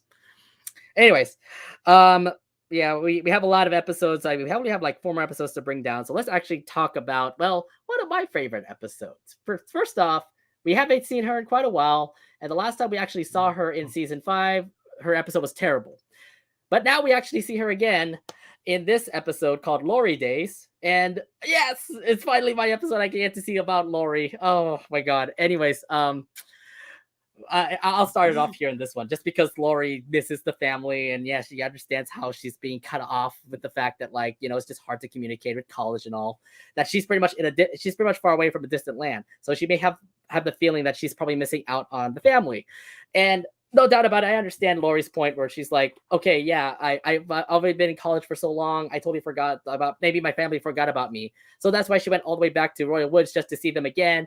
And then throughout this episode, Laurie's trying her best to actually connect with the family. I remember that one time where she tried to like hang out with Luna and Sam. She wanted to hang out with Luann and Benny and all these other things. And I understand Laurie's point. Like, she tries her best to, hang with the family. And in the end, they understand each other's reasons, and it all was settled in the end. And I just believe it was just awesome just to see how Laurie's struggles turned out to be such a good resolution at the end for this episode. Oh, Omid, what are your thoughts on Laurie Days? Yeah, I really like Laurie Days. I really do. Like, it's literally, it's literally the Laurie episode that we have been waiting for. And let me tell you, it delivered. With that one obvious exception, like, except for that one scene in the theater, that scene that really pissed me off to this day. Everything else about the episode worked. Everything else about the episode worked because, first off, it touches upon Laurie's insecurities, and it touches upon Laurie deep down wanting to reconnect with her family, even though she knows that she's a college student. It's a time for her to be independent and stuff like that. But deep down, we see that she really misses her family. She really misses spending time with her family. And the thing is, it's hard for her to communicate through video chat because she's always breaking up or something like that. So she decides to go and visit the Loud House herself. And like I said, she wants to reconnect with her family, but like the way she goes on about it can be a bit much. And so at the end, when she reveals that she misses her family, she wants to reconnect with her family, the Loud family understands, and it leads up to this beautiful moment where they all hug her. I just think that this is just an amazing episode, especially with the fact that, like, the last episode that Laurie had was Ghosted. Yeah, y'all talked about how bad it was, and it was garbage. What was that all about? Like, what was it? Was supposed to be a Halloween episode, and it was like, this is not even a Halloween episode. This just tells you, like, ghosts rule over the freaking golf course, I guess. This is stupid. Exactly. Like, you just don't do that. You just don't like honestly, unless it's a Danny Phantom episode, you don't just incorporate ghosts and mix it together with golfing. You just don't do that. Yeah, Laurie Days was definitely one of my favorite episodes of 2021. All right, so we only have a couple more episodes to bring up until Mead brings his favorite Loud House episodes. So let me go ahead and bring in this episode where Lola had another chance to get a pageant friend. Remember, Lola had friends. Remember, what was it? Millie Ramos from, Community Service? Yeah, that was probably her school friend. But she never had a pageant friend, like Cricket Van Doren in the episode Fam Scam. I thought this episode was just beautiful. The fact that, like, Lola and Cricket, definitely two opposite worlds. Well, then again, no, they're both pageant girls. But the thing is, like, Lola's trying to, like, make sure that she lives in a prim and pretty family compared to what she really lives in, a loud house where it's just absolute destruction. I could talk more about this, but Omid, what are your thoughts on Fam Scam? I really do like it. I like the fact that Lola does try to befriend another pageant girl named Cricket, and it turns out that not only is she a pageant girl, a pageant queen at the highest scale, but she's also French. So that adds into another factor as to why Lola definitely looks up to Cricket. And the thing is that, like, while it can come off as dishonest, let's keep in mind that this is Lola Loud. She does have the tendency to act mischievous in a way to get what she wants. Remember, she's just 7 years old, so kids would obviously do that just to impress, like, here though it's understandable because she wants to impress this French pageant queen, and in order to impress the French pageant queen. She wants to look as sophisticated as possible. Hence why she tries to keep her real family hidden from her. But then like Cricket gets upset at Lola for different reasons. Reasons that Lola might not think. It's because the fact that she lied to her. So Lola apologizes to Cricket, and so Lola introduces Cricket to the family, and all's well that ends well. I would say this though. I mean, now Lola has a pageant friend. I'm just hoping that Cricket actually comes back in an episode where Lola, like, say for example, runs for a pageant and Cricket's there just to support her. Or if there be an episode where Cricket and Lola face off each other, I'm like, oh no, please not let these best friends actually become a rivalry. Yeah, where have I heard that from? Oh yeah, Resident Upheaval. Like imagine if they had an episode where like Lola and Cricket had their own version of Resident Upheaval. Oh my god, I just don't like him fighting. They just are like adorable together. Let these two princesses, have their fun and tea parties and stuff like that, please. And invite Millie too. And please, yes, get an OT3 going with Millie, Cricket, and Lola, please. Oh my god. Yes. But like I said, season 6, we're really predicting on what will season 6 do. And like I said, the episode was okay. I still say that Lola needs more friends, and Cricket definitely is that one friend that definitely works out. One thing I also do want to point out: why didn't you actually say that you went to Scotland, Lola? It would have been a good continuity point if you actually said that. Exactly. Why didn't you? You actually said that you were French. I'm like, no, I'm sure you had. I'm sure you had stories to tell about you being in Scotland, and because, like, well, obviously they're true. They're not really lies. They're actually true. They are true. Exactly. They're not lies. Lola, and then again, she's a brat who loves to lie. I guess that's her character, but she understands also like what happens when you lie and all. Yeah, you might lose a best friend like Cricket, for example. Yeah, well, definitely one good episode. All right, I'm going to skip the next episode, but I'm going to go straight to the episode. First off, this episode we never reviewed yet, but I kind of want to bring up the fact that like this is Rusty's episode, I believe, because this was Rusty, being framed and stuff, and the fact that the squad was there to help him out. I think the episode of the big point on this part was the fact that there was actually a twist at the end where like, oh, I never expected this person to actually be evil. I'm talking about Frame on You. Yeah, Girl Jordan apparently is evil. Explain your thoughts about this? Like, great, Girl Jordan, how do you do this to a person that you failed on cake and stuff? Okay. I'm actually going to give my own take on this. Now, in terms of Frame on You, I thought it was a pretty interesting and pretty, stellar mystery episode. I really like that. Now, I've seen numerous of people complaining about how Girl Jordan was presented in Frame on You. Now, of course, I respect your opinion, and at least you can respect mine. Like, let's just agree to disagree. Now, what I think about Girl Jordan in this episode. Now, even though this had the way Girl Jordan's actions had fans react negatively towards her, I mean, really negatively, I'm going to be honest. I never had a problem with what she did. I actually thought that the Girl Jordan aspect, the Girl Jordan reveal, actually helped enhance this episode even further. It actually made this episode even better. And I'm going to tell you exactly why. So grab on tight, folks. This is going to be a 5-minute rant on why my defense on Girl Jordan. Just remember, we have an episode. We got to review this episode later once the end of season 5 happens. So don't go too in depth on this. Okay, now for the sake of saving time, I'm going to save that for the review. But why I think this Girl Jordan twist works, why I will defend Girl Jordan in this episode, is it works as a mystery story from a writing perspective. Girl Jordan was really justified in what she did. Rusty did ruin Stella's project. This does help give Girl Jordan a prominent role in the Loud House episode. And also the fact that she did at least apologize. I mean, she apologized. Okay, what else do you want her to do? Now, of course, it could be argued that Girl Jordan did get off a little bit scot-free. And I can definitely agree with that. That is a counter argument that, you do have a good point. Girl Jordan could have been, punished more severely. But again, like I said, the Girl Jordan twist in and of itself as a whole, even though a lot of people really hate what they did with Girl Jordan, I felt that what they did with Girl Jordan, they helped really enhance her character. They did her character favors, and they did this episode a favor as well. My thing about this is the fact that, like, holy crap, we finally get some emphasis on Girl Jordan. I mean, yeah, she has a best friend, hence what happened and how the best was won. But there's like no emphasis on Girl Jordan, and we talked about this a lot. Like, why isn't Girl Jordan actually part of, like, as part of the secondary character crew? Like, why wasn't she part of, like, Lincoln's squad? There was a chance that you could actually have done that past your bedtime, but no, we end up still seeing Girl Jordan just be a secondary character, just a backup character, and all that jazz. Until now, where we actually get to see Girl Jordan actually become, well, evil. In my case, she was kind of like, I get it. You're there for revenge. Rusty ruined your cake.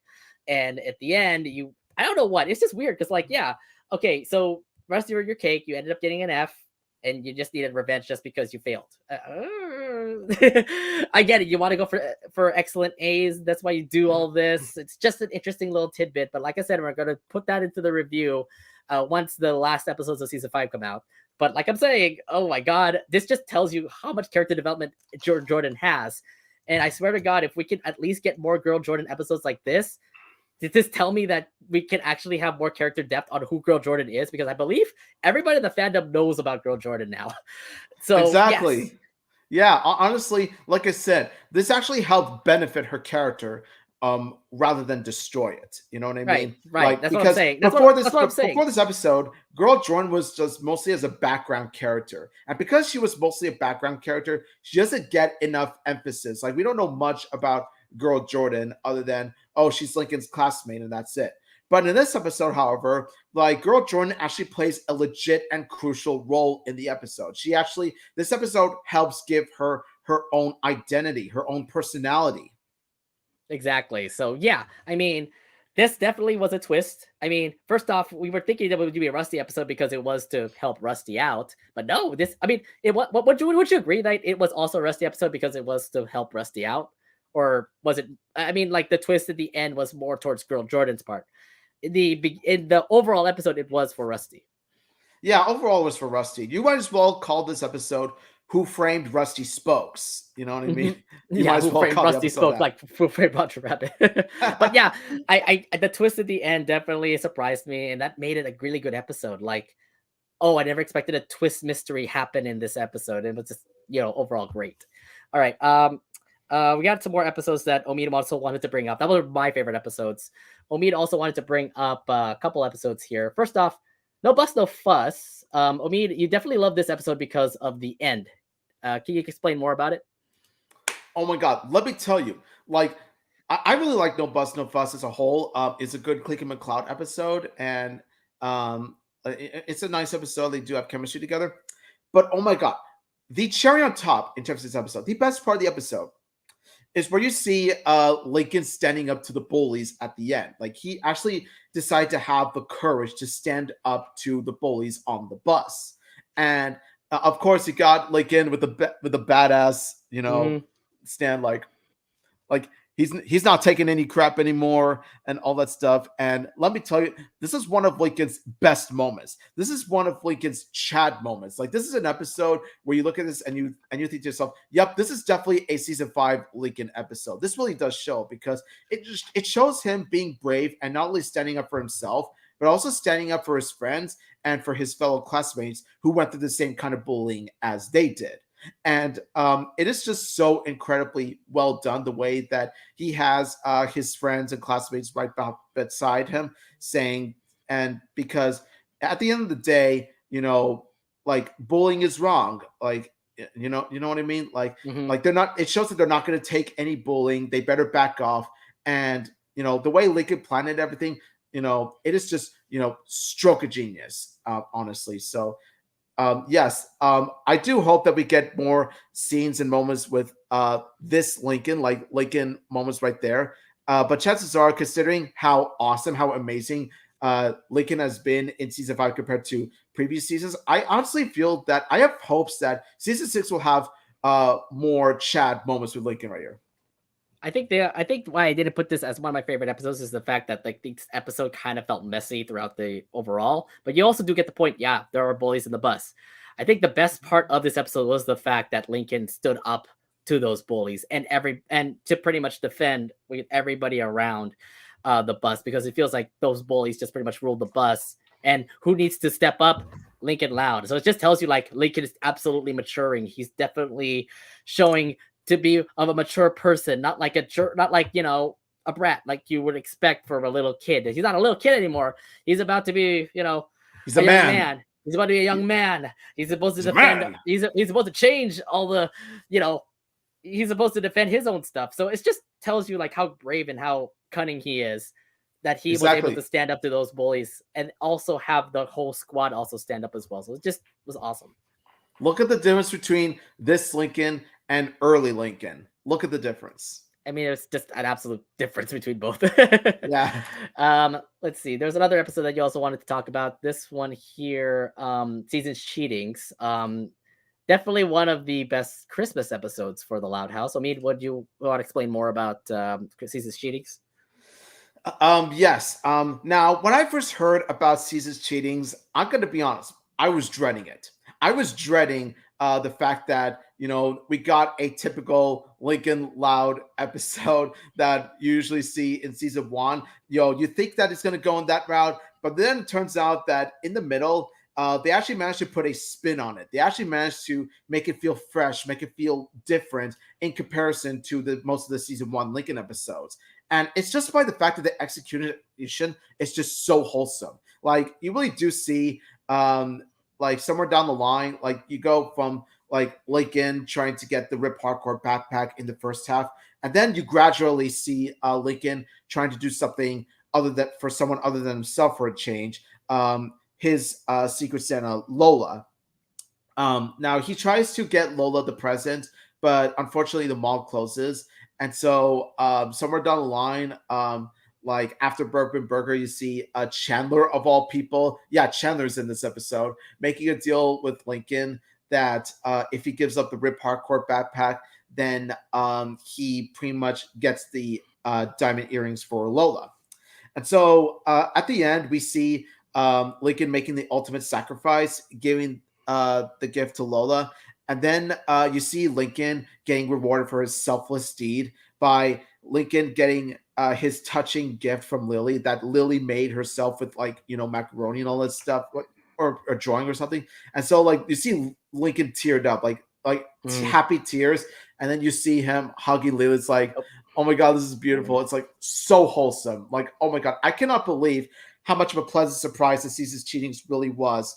Like, it easily could have been like a typical, you know, LLF episode, like a typical season 1 Lincoln Loud episode. But no, they actually managed to do something that's actually quite wholesome, quite unique, and quite heartwarming in this episode. They managed to pull it off, and I just applaud the writers for this. I think the fact that when we first started looking at like the synopsis of this episode, we were thinking, oh no, here comes Lincoln again, trying to be selfish. But then when you see throughout this episode, Lincoln, like, yeah, he did try to be selfish. And the thing is, like, yeah, he ended up getting his backpack. But in the end, he totally forgot about Lola's gift. So he had to actually the whole sacrifice part was definitely awesome. The fact that, like, he had to sacrifice that backpack to get Lola those earring gifts. And the fact that Lily still got Lincoln as his was it Secret Santa or something like that.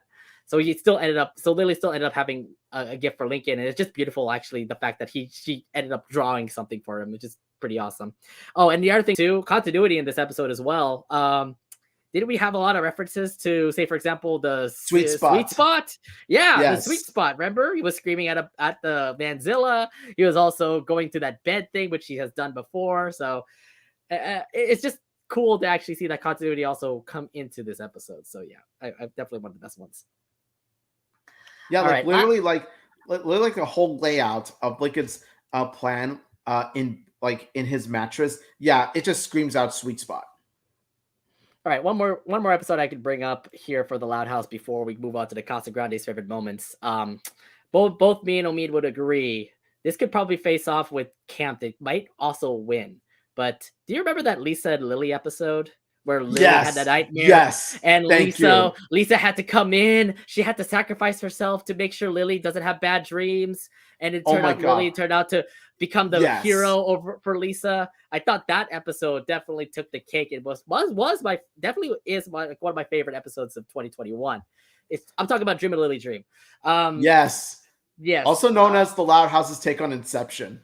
It pretty much is, yeah. But I don't know how else to explain it. It was just absolutely awesome. We get it. Lily had a problem where she kept on getting nightmares. And it was all about Lisa because it's all Lisa's fault, considering all those experiments came up. And you also get to see those old experiments also pop up, like the tentacle. You also get to see Trashy, which you've seen before in season 1. So it's like, oh, wow, more continuity again. So it's like, okay, good. We're in the right direction, season 5 of the Loud House. And I also love the fact that, like, it's all Lisa's fault. Lisa has to come back and go into Lily's brain to make sure those dreams go away, which is great. I love the fact that, like, one of her nightmares was actually Flip. And I believe it was a tease to the fandom.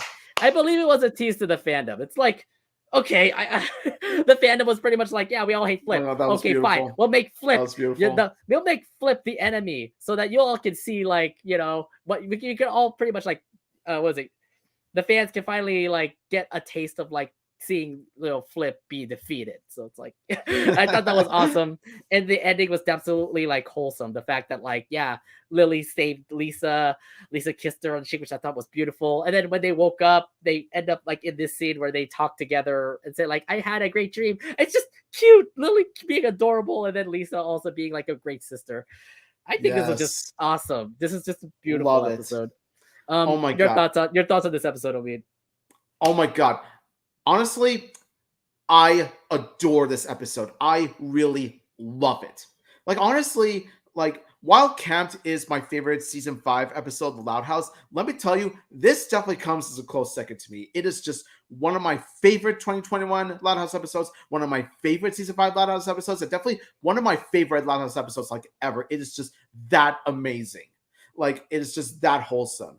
Like, the dynamic, the bond between Lisa and Lily is just so wholesome and so pure, because beforehand you do see them as just roommates, or Lily is being, like, Lily's test subject, but here, like, they actually feel like legit sisters. Like, they do feel like they have, like, a special bond. Like, Lisa does think of Lily not just as a test subject, but as her little sister who she feels guilty for. Like, she feels guilty of causing Lily's nightmares. And so she wants to fix this herself by going into Lily's mind and trying to fix it herself.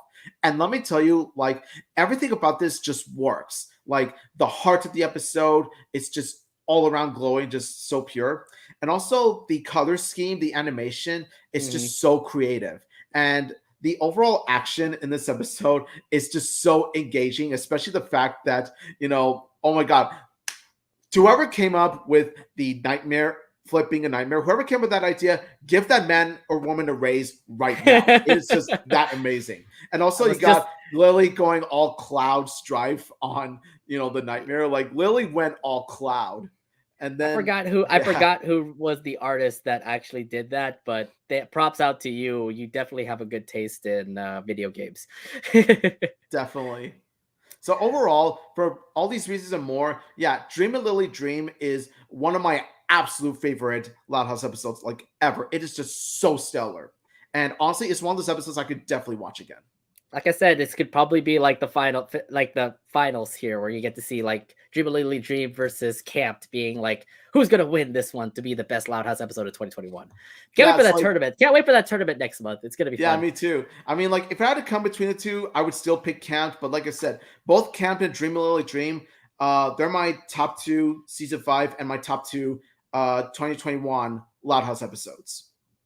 Most definitely. All right, so here's the thing. We didn't go through all the Loud House episodes because, like, some are good, some are bad, some are kind of average. But if you want to, talk more about some certain Loud House episodes, go ahead and put it in the comments. Some episodes that you love from the Loud House, and we'll put them up on screen to tell you to show you all, like, your favorite episodes of the Loud House in 2021. All right. We took a lot of time with the Loud House. Let's move over to the Casagrandes and their favorite and their best moments. Let's start off with the first episode that actually did air in. Well, that's actually not the first episode. Maybe like the third or fourth episode that aired in 2021. We never had an episode where we actually get to see Bobby and Ronnie Ann actually work together as brother and sister until this episode drops. And this actually was absolutely wholesome. The fact that they were doing this for their mom. I'm talking about Guilt Trip. And it was definitely one that I thought was just awesome to see Bobby and Ronnie Ann work together. But the whole twist at the end was the fact that the whole twist in the end was the fact that like the mom, like Maria was there because, you know, having Bobby and Ronnie Ann was actually their biggest treasure to say. Omid, what are your thoughts on Guilt Trip? I really do love Guilt Trip. It's honestly one of my favorite Casagrandes episodes because you get to see, like you said, like we don't often see Ronnie Ann and Bobby in an episode together. Usually you see Bobby working in the Mercado, or you see Ronnie Ann hanging out with Sid and the like. But you pretty much when in terms of comes to like Ronnie Ann and Bobby like together, unfortunately we don't really see that often. And I feel like one of my biggest things I wished for back then was for Ronnie and Bobby to share an episode together. And let me tell you, that wish has been granted. They do spend an episode together, and like their motives, what they strive to do is just so wholesome. I think that like what they came for this episode to do, why they're even hanging out in the first place, is honestly the most touching reason. And it's all because they want to help out their mom, pretty much to help the mom raise money for. They want to raise some money for their mom to travel all around the world, because it's been revealed that because she was born with Ronnie and Bobby, she wasn't able to travel. So they feel responsible, and they take it upon themselves to pretty much remedy that by going to different worlds, not different worlds, but like different restaurants, different themed restaurants, to pretty much help win the free trips all around the world for Maria. And they do it in the most clever ways possible, like Italian restaurant. And then you see it like a Korean or Japanese restaurant, and you even see them like dance. Like they see the dance. There's a dance contest. The whole dance competition was definitely like something cute. But to say the least, overall, it was just great to just work for their mom, because the thing is, like, if we get a past story about like how their mom wants to be like the person that loves to travel a lot, but it never happened because she ended up having Ronnie Ann and Bobby.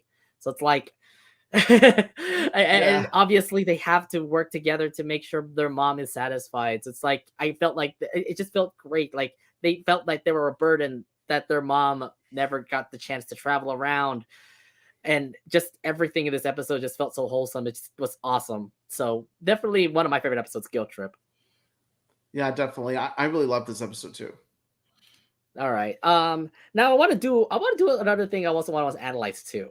I don't know if we actually had CJ episodes in ever in quite a while. I remember the last CJ episode we ended up having was like R in the Family, but that was like what, season 1? That was back like 2020 or 2019. I don't remember what kind of year it was, but this year we actually end up having CJ episodes, which I believe we kind of requested a lot for because we wanted to have more focus on CJ. Am I right, Omid? Yes, definitely. So there were actually 2 CJ episodes that did stand out to me. First off was Shortcut and Spinoff. That definitely first ever CJ episode since R in the Family. They definitely give aspects to CJ, who he is. He's very talented at haircutting in one episode, and he also has that that disadvantage of being nervous, especially in crowds. So it's just, the common person that CJ is. So I loved how these episodes were all portrayed. Just tells you how CJ is just, obviously a regular person, but tries his best to, become tries his best in a competition, say, for example, in Spinoff or in Shortcut, where he tries to help Carlota when it comes to her degree. These 2 CJ episodes are amazing. Omid, what are your thoughts on CJ having his own episodes in 2021? Finally, we've been waiting for this to finally happen, and wouldn't you know it, we get not just 1 but 2 CJ episodes this year. We got Shortcut, which of course CJ plays a prominent role in pretty much helping Carlota out, like sort of like trying to cover for Carlota in a sense. And then you got Spinoff, which I believe is the better of the 2, where you got CJ like in his own spotlight, well, shared by Par, but Par plays like a main-ish role, but it's mostly CJ that we focus on in spin-off. And let me tell you, in those 2 episodes, you just see CJ as his playable, lovable self, where he just loves doing what he does, rather be cutting hair or rather be participating in a spin competition. He just has fun doing like his activities, and like pretty much CJ still keeps that playful personality. And honestly, episodes like this, like I want to see more CJ episodes, like especially in season 3 and in the Loud House season 7. It's like enough of Carl already. We want more CJ, man. Seriously. Oh, So yeah, I know CJ is exactly. just CJ is one of my favorite Casagrandes episodes, and these 2 episodes prove why. Look, he needs more development. Same goes to Carlota, which we'll explain later in this Loud Casa talks. But I mean, like, you never get to see CJ have his own episode. You never get to see CJ, he always hangs out with the Casagrandes, but you never have him actually become the lead person in an episode. And it's just amazing to see how talented he could be as a hair cutter, as a person who can also like help a Mercado with the spinning technique and even like try to win in a competition. Yes, he gets nervous, which makes sense because people get nervous when it comes to competitions. So I do love how they portrayed CJ in both episodes. It just tells you like he's just a normal person. Yes, he may have Down syndrome, but you remember, special people are also regular people. That's another lesson to also bring up. Exactly. And that's another reason why CJ is one of my favorite characters, is because of that, representation. Exactly. For special needs kids and all. I thought it's just amazing to see. All right. Now I do want to talk about, well, I mean, just celebrated a lot these past couple of weeks about a certain ship, or maybe a certain friendship that happened between certain characters. You remember an Utter Mess? Yes. Do you remember Utter Mess? It actually, yes. I remember that. Definitely. Yeah. It actually turns out to, be the complete opposite of its title. Like Utter Mess actually turns out to be a, worthwhile Sidonican episode. Like, in terms of the best Sidonican episodes, I would say Prankiversary is still the best one, but like in terms of Utter Mess, the conflict that Ronnie Ann feels when having to choose between her 2 best friends, your bestie in Royal Woods and her bestie in Great Lake City, like you do feel for Ronnie Ann because we've been there. Look, the thing is that Ronnie Ann had a big decision to make. I mean, the fact that like Lincoln said, "Hey, why don't we hang out? And you had a free ticket. Can I come along?" And then she says yes. But then Sid also overhears, and then she says yes too. Look, I understand Ronnie Ann's struggle of trying to pick a best friend. Nonetheless, it turned out to be a very entertaining episode. The fact that like Ronnie Ann tried to she gave Lincoln and Sid tickets, but Ronnie Ann had to find her way to get in. And I understand the whole point at the end where she's like, I can't pick both of you, and how everybody was pretty much all in agreement with each other. It's just beautiful, actually, with this whole Sidonican moment here. And it's just tells you how great this episode is. Just awesome. Yes. Like, it's just Look beautiful at that. with these 3. That's a Sidonican hug. It's just everything. Look at that. Just, oh my God, just so pure. So pure. I had to bring it up. I had to bring it up because it was definitely the best precious moment. Oh my God. Sidonican for the win. And also the first ever Sidonican episode. I mean, for an episode to actually have Ronnie Ann's best friends, Lincoln and Sid, to come along, I believe this definitely takes the cake as one of the best episodes of 2021 to actually have these 3 as the main characters.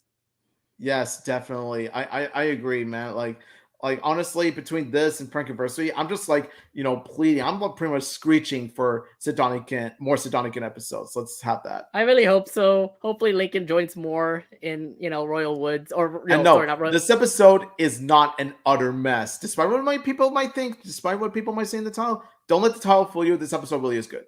It definitely is good. And just beautiful with this episode. Oh God. Yeah. Sidonican for the win. Yeah. Yeah, so Utter Mess definitely was one of my favorite moments in 2021. But we're also going to talk about the other Sidonican moment that also happened, the other Sidonican episode that also happened in 2021. But that's in a later time. Well, we'll bring it up later. So let's actually move over to, well, I believe definitely one of my favorite episodes that I never expected to actually see, where you actually have 2 siblings actually work together. I remember there was this one kid named Carl who got really depressed because his hero is fake. So who came into the rescue?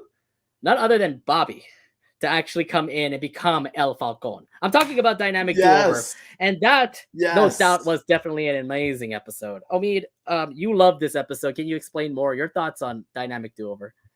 Yes, I absolutely love Dynamic Do-Over. Like, honestly, I'm just going to say this right now.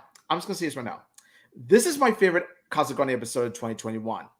Yes, I said it. My favorite episode of 2021. Oh, that's a lot. That's a lot to say because we're not even done with the best of 2021 for Casagrandes yet.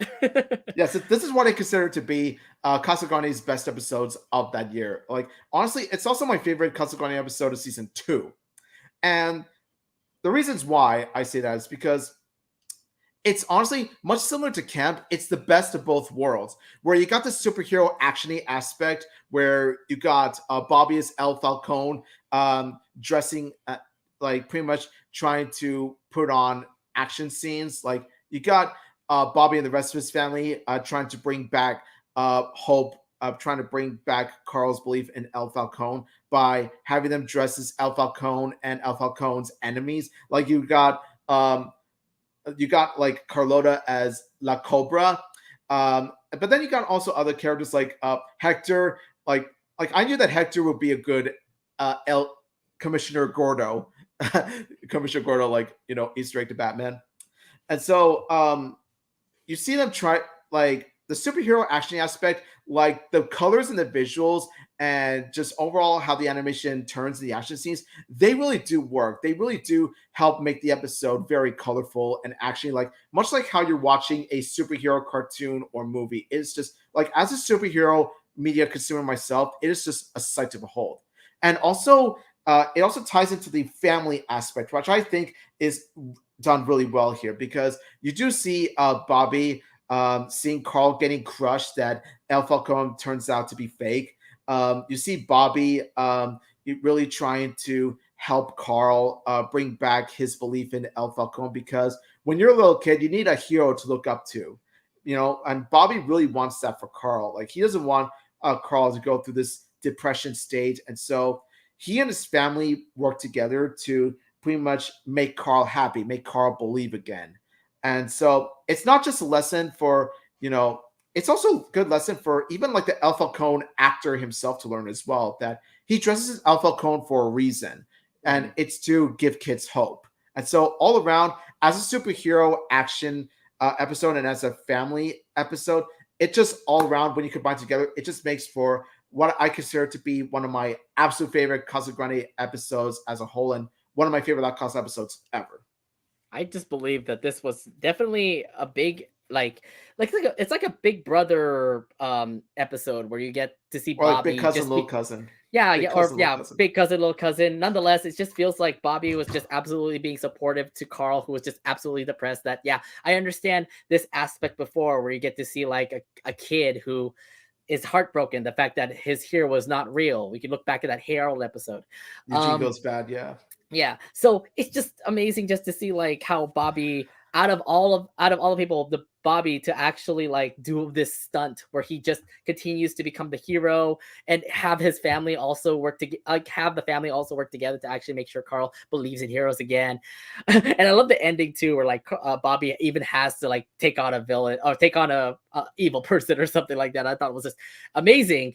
And it also tells you the fact that like, Bobby and Carl, I mean, they're definitely awesome cousins. And it just tells you like how Bobby's just a great person. So yeah, it definitely just shows the who's the better man. And it just tells you the lesson that for Carl, the fact that like, I understand like heroes may not be real, but you know what, at the end of the day, you have to believe what you believe. And I just love the fact that like Bobby continued to give faith to Carl, and the fact that he still believes in El Falcone and all. Yeah, definitely, man. It's an episode I could watch over and over again and never get tired of it. This is honestly just so good. Yeah, it was the just best so Bobby good. episode. Best Bobby episode. Now, okay, we're still currently on the trend of Carl episodes, by the way. Would you say there was so many Carl episodes this in 2021? Oh, I could argue there's like way too many. Up to a point I'm just like, okay, we get it. Like Carl's a good character, but enough shining the spotlight on him. Like, let's just get the spotlight to, I don't know, CJ, hello. Like Yes. CJ gets barely enough focus compared to Carl. For every one CJ or Carl episode, it's like 10 Carl episodes. I don't know why, but it just feels like Carl's just having his way in season 2. Like he got the kid, that he got that toy episode. He ended up getting dynamic do-over. He ended up having there was another episode like Matters at the Cart, for example. It just feels like every episode I keep on seeing is just a bunch of Carls. And I'm like, we're really just focusing on Carl in season 2, aren't we? Yeah, but so it's a Casagrandes, not the Carl show. Come on, not about the Carl show. Protagonist. Like, yeah, you'll have one Ronnie Ann episode, then you'll have like 3 or 4 Carl episodes right after that. You see, this is another reason why I'm pissed that season 3 is its last, because like there was so much room to make as much episodes for the other characters as you have for Carl episodes. That's why it pisses me off. Now, the thing about Carl episodes is that there could be like bad Carl episodes where like Carl takes advantage and becomes selfish and all, but there are Carl episodes where he actually helps. And one of these episodes, I think, is like the best Carl episode in 2021. And I'm talking about Do the Fruit Shake. Literally a mystery about Maybelle and this group called the Tropical Fruits. But you never expect to see like so much things happening in this episode where like Carl would investigate, talk to the people who make the tropical fruits, and you never expect to actually see Maybelle a part of a group. So a lot of mysteries happening in this episode, but it just tells you like we're having progression here. Like Maybelle actually is a part of a group. We never expect to see that. Carl actually being helpful. Omid, how'd you like Do the Fruit Shake? And like, what more can you say about this episode? Yeah, honestly, I gotta say, this was quite a great Carl episode. Because for one thing, it manages to do something different with Carl. It doesn't follow the typical Carl Casagrande formula where it's like, oh, Carl does something bad, and then Carl learns to be good again. It's like we've seen that story so many times. Let's do something different with him. And would you know it, they managed to do exactly that. Especially in the second half where he tries to pretty much get the tropical fruits reunited. And of course, it's shown like here where Carl manages to do just that. And yeah, they do make quite a collab where DJ Carl and Tropical Fruits be like, do the fruit shake! Yeah, do the fruit shake! And also, Dancing Ronnie Ann is, Dancing Ronnie Ann here is the best part of this image. Ronnie Ann being the dancing dark is the best part. I think Ronnie Ann needs to get more dancing lessons. Yes.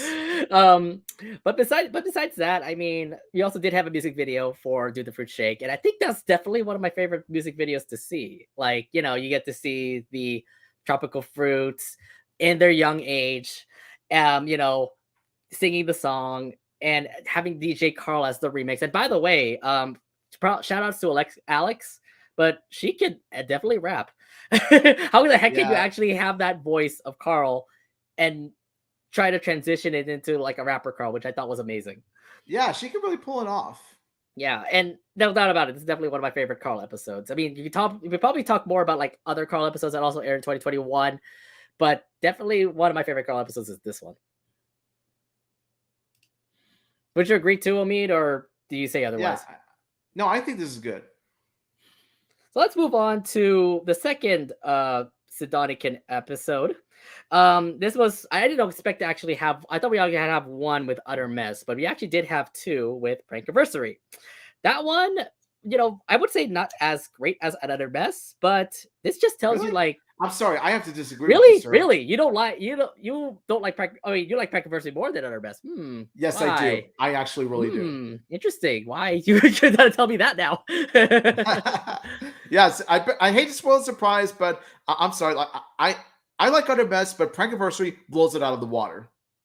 I mean, was it the twist because Sid actually turned out to be a really awesome pranker? The twist itself is what helped enhance the episode. It's what helped elevate this episode. Because think about it. This is called Prankiversary, right? It's a prank war between Lincoln and Ronnie Ann, and Sid wants to get in on it. But we see how Sid is kind of a novice, kind of like a newbie to pranking. So like this, Lincoln and Ronnie Ann say to Sid that unfortunately pranky's not for you. And so so then comes this ingenious prank where not only do Lincoln and Ronnie get pranked, but also the audience itself get pranked as well. Because we see Sid in danger. We think, oh my God, Sid's in danger. Lincoln, Ronnie, how can you not include her in your prank anniversary. But then it turns out that it was all revealed to be one massive prank by Sid. And what makes it even better is that Adelaide and the animals were in on it. I'm just like, brilliant, very brilliant. That is how you do a pranking episode from the perspective of Sid.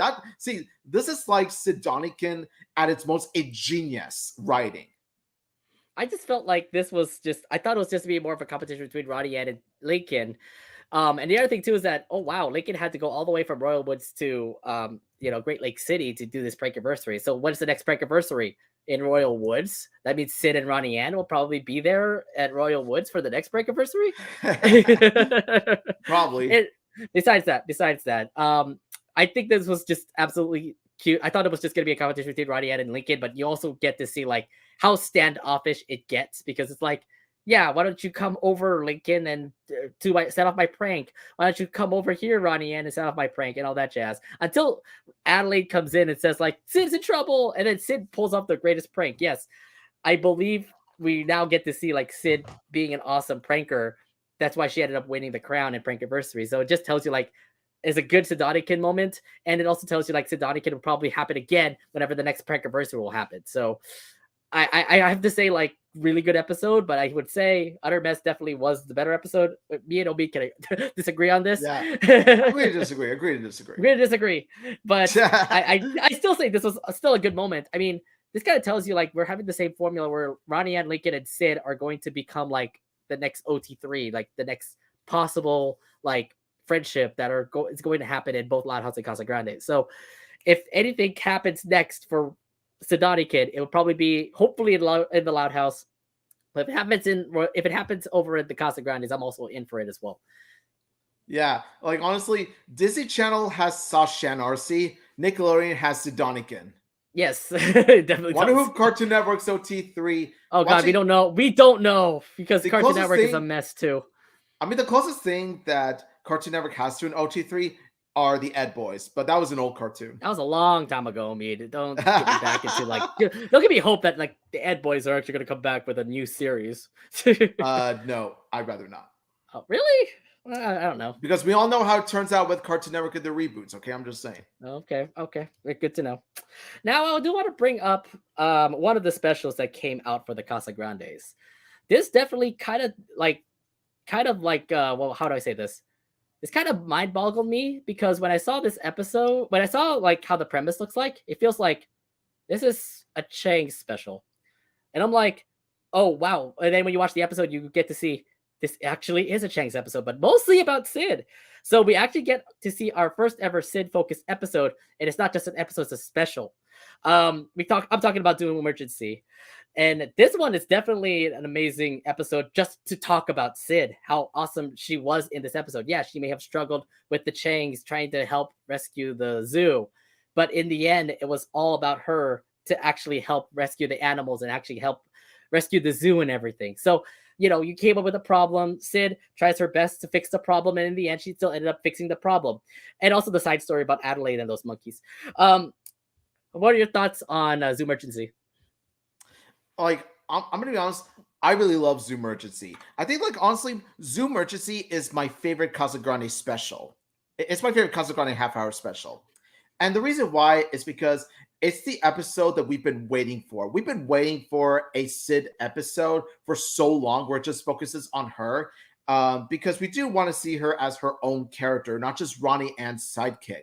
And once you know it, we've been blessed with a half hour, not just 15 minutes, but half hour Sid episode where it's basically just Sid helping her family out in the zoo.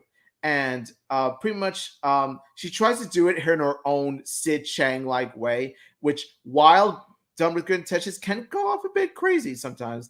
And then, of course, the way Sid goes on about it is just really hilarious to watch, especially with that evil laugh. And especially with this scene right there where it's the dream sequence. Like, Casagrandes always nails their dream sequences in terms of how they contribute to the plot and how they look with their color schemes. This is no exception, where basically you got Yu Quan telling Sid, animals love K-pop. And so the episode ends with Sid saving the zoo, and also like everyone in Great Lake City, including the animal dance and the K-pop. It's just all around. It is just, it is a fantastic Casa Grande special. Like honestly, it's honestly we've been blessed with it's what we've been asking for months. Like a Sid Chang focus episode, and we got it in a 30-minute format. I just love the fact that we ended up having a special for a Sid Chang episode. It just tells you like how important Sid is to the Casagrandes and how vital she is, especially with the fact that she's Ronnie Ann's BFF. So they needed to actually have a BFF episode, have an episode all about her. Here's the thing that I also wanted to point out from this episode. I think this is the episode that started the trend for having secondary characters have their episode. So like you get to see like, Sid have her episode. You get to see like other secondary characters have their episodes. Say for example, like Mrs. Kornicki back at Strife Coach. You also get to see Born to be Mild, like with Alexis. So I believe this is the beginning of like how secondary characters finally get their own episodes in the Casagrandes. And it's telling me that it's going in the right direction with the fact that this is not all about the Casagrandes. This is all about the other characters that also make the Casagrandes an amazing show. So yes, exactly. And I just love this episode too, because like, yeah, I love Sid too. And she may have her weak points. You saw that in the beginning of the episode. Then she have her best points at the end of the episode. So it's all about her, and it's just amazing. And FYI, please release that track that that 12 is Midnight song, because I want to listen to it all day. Follow us. You can follow us. That song. I love that one. I love that Listen, one. I listen to it back a lot. Please put this song on iTunes, please, or wherever you can listen to songs. Release more Casagrande songs, please. Oh, release more 12 is Midnight songs. This is research for me. You know why? You know why, Omid. Yeah. I know exactly why. Okay, so let's. I know we put a lot of episodes here. We're gonna throw a couple of them away since we're running out of time a little bit. But let me go to a couple episodes. Let's start off with Teed Off. Oh my God, Laurie's back, baby. Yes. But I love this episode where like Bobby's jealous about this guy named was it UN, right? UN, yeah. Yeah, UN. You win. Not urine. You win. Nonetheless, it was just amazing just to see like Bobby try to defend for Laurie's honor, and just to make sure that Bobby's like the boyfriend of Laurie, not this one guy named UN. Amita, how would you? And another point too is the fact that Laurie is also in this episode. I'm like, yay, Laurie's back in a Casagrandes episode. How do you like? What was it? What are your thoughts on Teed Off?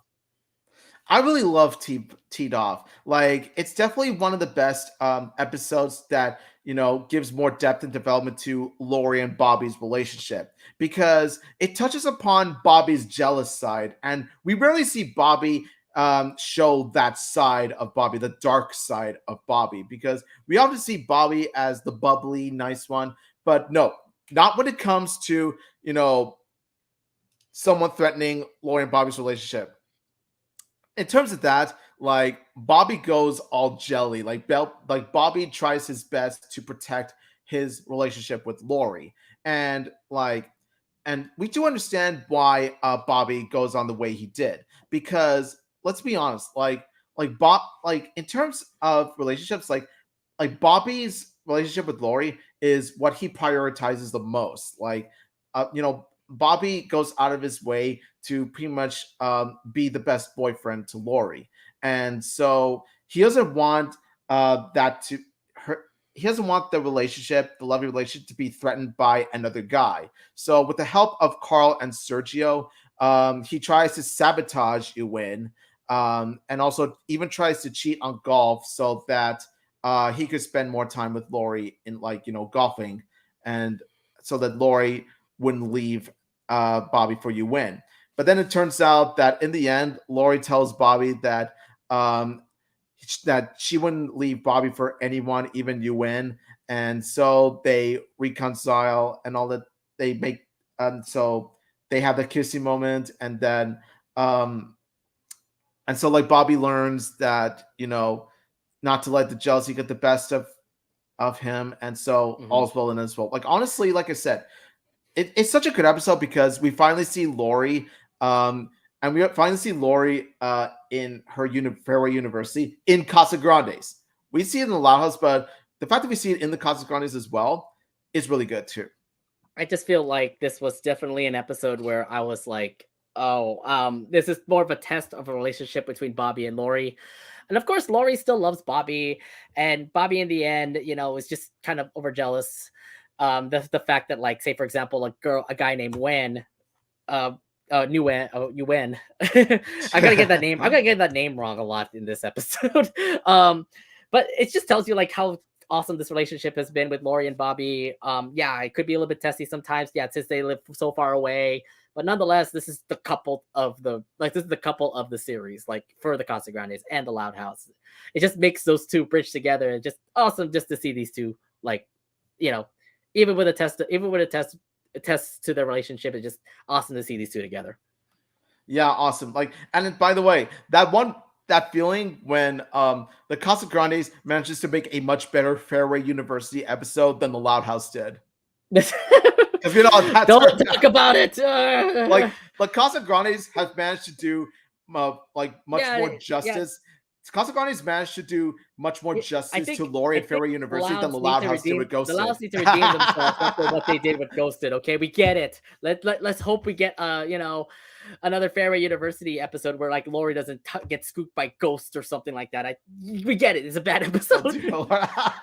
It's really sad because like this is a 15-minute episode. That episode was 30 freaking minutes. I think if they could have done something in that episode for Ghosted, they could have at least just kept it like a Lincoln and Laurie episode, or Lincoln, Clyde and Laurie episode. Maybe that could have been fine. But you end up bringing Lucy in, and it's like, okay, now this is starting to get like tiring. I get it, and the plot is stupid. Like ghosts ruling over golf. Even the stuff with Laurie, Lincoln, and Clyde was really stupid as well, especially when Laurie was relying mainly on Clyde and kind of like shafted Lincoln. It's like, yeah, that was really bad.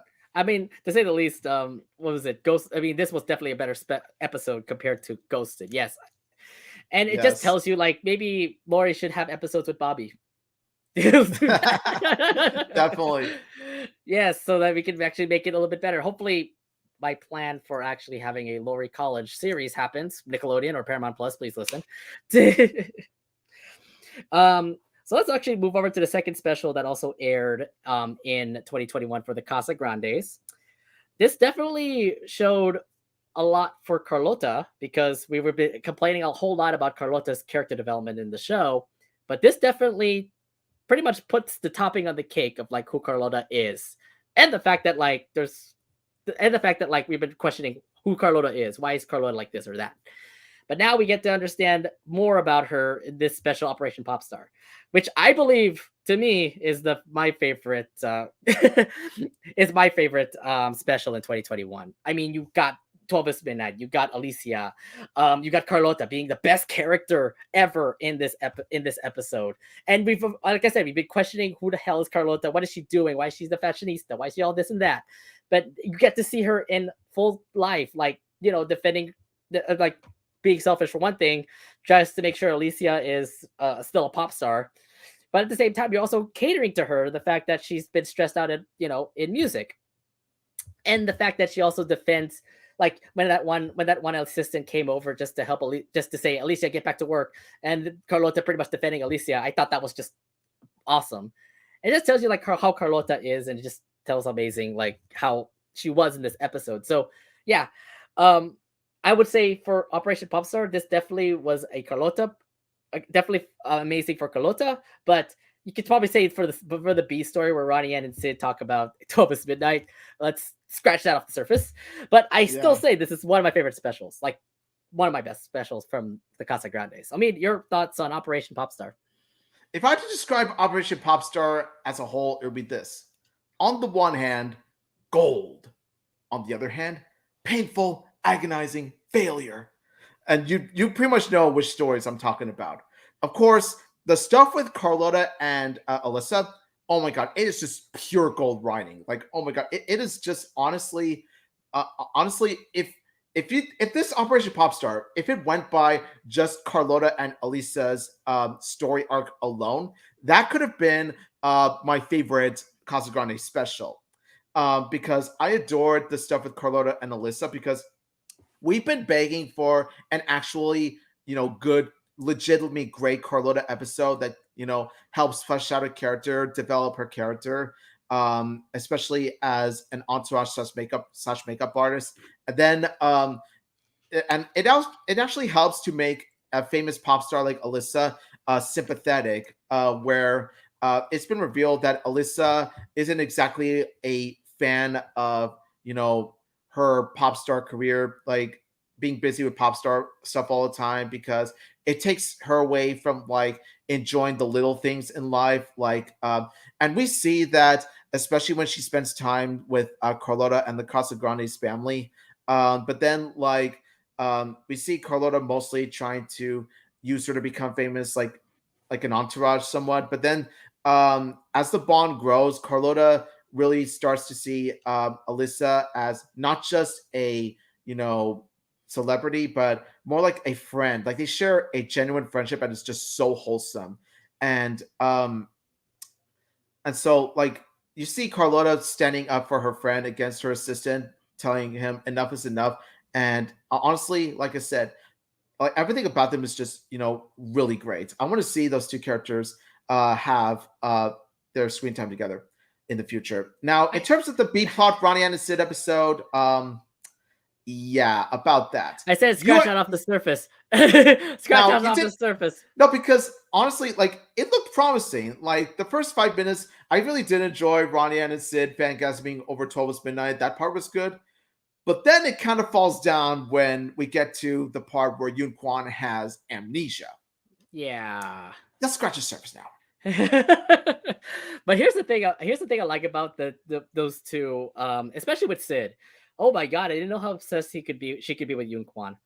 I know. Like honestly, the best part about that B-plot was just Sid, and also with the Yoon Kwan standee. We will never forget you, standee Yoon Kwan standee. We'll never forget your sacrifice. Also continuity as well. Remember that part in the first episode? What was it? Was it Walk, Not Run? Remember Sid was saving money for a standee of Yoon Kwan? It happened in this episode. She did, yeah. Yeah, she ended up saving her money to actually get that standee. So continuity was one thing in that one. Plus, Sid is way obsessed with Yoon Kwan. She literally has a marriage photo with Yoon Kwan, and I'm like, okay, yeah, you're obsessed. I get it, but then again, it just tells you like how fans are with K-pop stars. I guess there are some obsessed fans, like Sid, for example, but there's some casual fans like Ronnie Yan. But besides that, like I said, it all was mostly focused on Alicia and Carlotta, and it definitely was the best part of the episode. Definitely. And don't forget about it. They also did have a music video. I'm back. And also a musical number from Alicia herself. Thank you, gracias. Yeah, and by the way, like those songs are available for you to listen also on Spotify and Apple Music. So it's like I can listen to that all day. Even I'm Back, which is I think my favorite song from them. Yeah. All right. Let's see what's next here on the lineup. Let's start off with this episode. Remember we had a podcast episode talking about Maria Santiago, how she is and all that. She's a nurse, but she probably has a really dark secret and stuff. We actually see a lot more of her secret more in this episode, Date with Destiny. Apparently, we get to see a lot about Maria. Maria and Arturo, they're not married anymore. But the whole deal with Ronnie and Bobby, which is also another thing too. Ronnie and Bobby also do work together to get, was it Arturo and Maria together, which I thought was actually cool to actually have those two work together. But the fact that Maria actually dated this guy named T-Bone, and I'm like, wow, I didn't know what is going on here. The young Maria is so weird or so interesting. But yeah, I still said I think this episode is just more of a mystery of who the hell Maria is, and it just shows quite a lot from this episode. Omi, do you want to explain your thoughts on Date with Destiny? I really like Date with Destiny. Think of it as a sequel to Horoscope, but focusing on Ronnie An's parents. It was just, we definitely see Ernesto, of course. George Lopez really nails it as Ernesto, as always. Ernesto plays a crucial role in pretty much motivating Ronnie and Bobby to get Maria and Arturo together. And then, of course, you see Ronnie and Bobby bonding again, sharing an episode again, going on the same mission again. And, of course, it again involves Maria. And so you see them trying to um, reunite Maria and Arturo because destiny. But then it turns out that the actual destiny was them just being in a room together. And so this, I like the what I really like the most about this is just the overall message of how, like, even though the parents are divorced, they still feel like family in a sense because they're family with their kids. And so you see them hugging together like this and planning some sort of like pizza night or something like that. And yeah, and like I said, it's destiny for this episode to be as great as it was. It definitely was. And like I said, it was more towards the lines of like having these two together. I know that it was not going to happen, but it was just more of like, there's a goal there that Ronnie and Bobby wanted to work with. And here's another thing. It's just them working together like they did back at Guilt Trip. And it just makes the family a whole lot better, like, bonding together and all. I think this is definitely a good episode for the Santiagos. Definitely. All right, last but not least, I do want to bring up one more episode, actually a special that the Casagrandes also brought on in 2021. This was actually a Halloween special. Yes, remember the Halloween episodes that the Casagrandes made before? What was it? Croaked and well, not Croaked. It was Curse of the Candy Goblin. Yeah, no, yeah, that's the episode I was going to talk about. Curse of the Candy Goblin, which, to be fair, I believe it was definitely one of the best Casagrandes Halloween specials. I mean, you got Halloween episodes from the Casagrandes, like the Crypt episode and what was it, New Haunts. But this one, I think, definitely takes the cake because it all talks about a monster who steals candy, and if you guys steal candy, then he'll try to haunt you for pretty much your whole life. And the whole twist at the end also gets me too. It's like, oh, I thought the goblin was real. No, he's not. It actually was just a prank by. It was a prank by Carlitos and Carlitos and what was it, Sergio? I'm like, wow, I didn't expect that, but there actually was a real goblin at the end. Omid, your thoughts on this Halloween special? I really like this Halloween special, like because it centers around like all the kids, like both the like Ronnie and Bobby and the Casagrande kids, and the way they're dressed up in their Halloween costumes. Especially, you got Ronnie as La Tormenta, you got Bobby as the zombie, or Frank, or is it? Frankenstein. It's a zombie. Yeah, it's a zombie. Oh. You got Carlota as her BFF Alyssa. You got Carl as El Falcone. And then, of course, you got CJ as his abuelo Hector, which is just, oh my God. That to be fair, that's actually the best costume. It's the best costume. Really touched my heart because it helps like give respect to his elders. So I really do like that they did that. And so you see him try to compete with to see who gets the most candy. And would you know it? It turns out that their competitiveness really comes back to bite them like even harder than they would bite any size candy. And so like the candy goblin himself is very well animated, very well detailed. Like he pulls off that menacing look. And even when it's just, Sergio, Sancho, and Carlitos being behind the whole thing, like, of course, the candy goblin manages to be a threatening and menacing Halloween monster. And he pretty much gives a message to kids about how you shouldn't steal candy or all that stuff. So I like that. And I like how they pull off that spooky horror aspect of this episode. It gives that Halloween feeling to it. I believe the second half of the episode just gives you the horror feeling and stuff. With the fact that Carlitos was kidnapped and then the candy goblin and the thing to get Carlitos back is to sacrifice all your candy for like years and stuff. So it's just really an awesome episode. And the fact that like in this like the costumes that they're wearing, for example, it just feels like continuity is happening again. You can see La Tormenta, Ronnie Ann's favorite wrestler. You get to see El Falcone, Carl's favorite superhero, and Alicia, Carlota's BFF. So it's just like awesome just to see this continuity point happen as well. And the fact that the horror element when it comes to Curse of the Candy Goblin was just, intense. Like, I just, like, in this whole episode, I was, like, hoping Carlito was actually not going to be kidnapped or, gone or something. There were so many creepy scenes in this episode, too, like the doll scene in that one room. I thought that was actually portrayed well.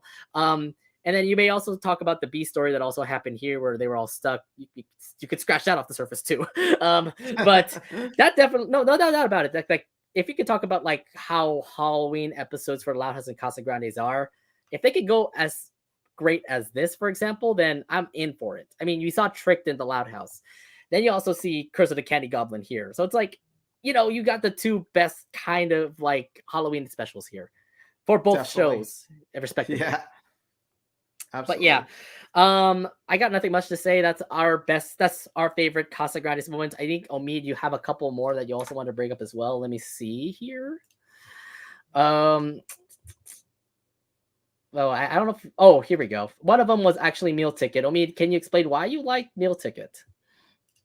I really do like Meal Ticket because it's a Sidani episode in which it focuses on them trying to see Yoon Kwan. Like, this is where their love for Yoon Kwan and 12 is Midnight really shine. And because you especially see how Ronnie Yen and Sid, like, one of their favorite things to do, like, together, one of the things they share a bond with is, of course, their love of Yoon Kwan, 12 is Midnight, and K-pop. Now, all that stuff is really good, and especially the part with 12 is Midnight themselves. They're a really stellar K-pop band, and of course, Casey helps to assist Ronnie and Sid with trying to get them closer to watching the show. That's all real good. However, there is this one particular elephant in the room, or rather, I should say, the parrot in the room that manages to make this episode less than 10 out of 10, less than perfect. And that's the fact that Sergio messes up everything. Everything. Like, oh my god, like, they had the chance to actually dance with 12 is Midnight, but no, Sergio had to come in and start to ruin everything. Exactly. And also VIP, like, how did they manage to give it to birds? It doesn't make any sense. It's just, is this a way for Sergio to rub very it on important pigeon, Sidani? according to Sancho. Is this a way for Sergio to continue to rub it into Ronnie and Sid's face, even though he was the reason why they couldn't manage to get a good spot to watch the show in the first place? So it's like, seriously, man, it's just, oh man, Sergio just gives me a headache. I think the fact that this episode is a huge Sidani episode is just makes it like lovable. The fact that I get to see how these BFFs get into 12 is Midnight. You got to see it before a whole long time ago back in season 1, but you get to see how dedicated these fans are. Like, they'll do anything to get those tickets. And of course, Sergio ruins everything, from getting the tickets, from getting them closer to actually dancing with 12 is Midnight. But no, it's all about a bird that always turns out to ruin everything. So yeah, I just hope strangle him at the end after this episode. But here's the thing. No doubt about, this is the episode I was waiting for. No doubt about it. It's just more of Sid and Ronnie Ann just, working together to fight off all these problems to get closer to 12 is Midnight. That's what I mean. Like this could have been, like, this is an episode I've been waiting for because it really shows the K-pop concert atmosphere. And I'm saying, like, while it is still great, it could have been perfect. It could have been better. Just scratch Sergio off the plot entirely. This episode would have been much better. Much better indeed, yeah.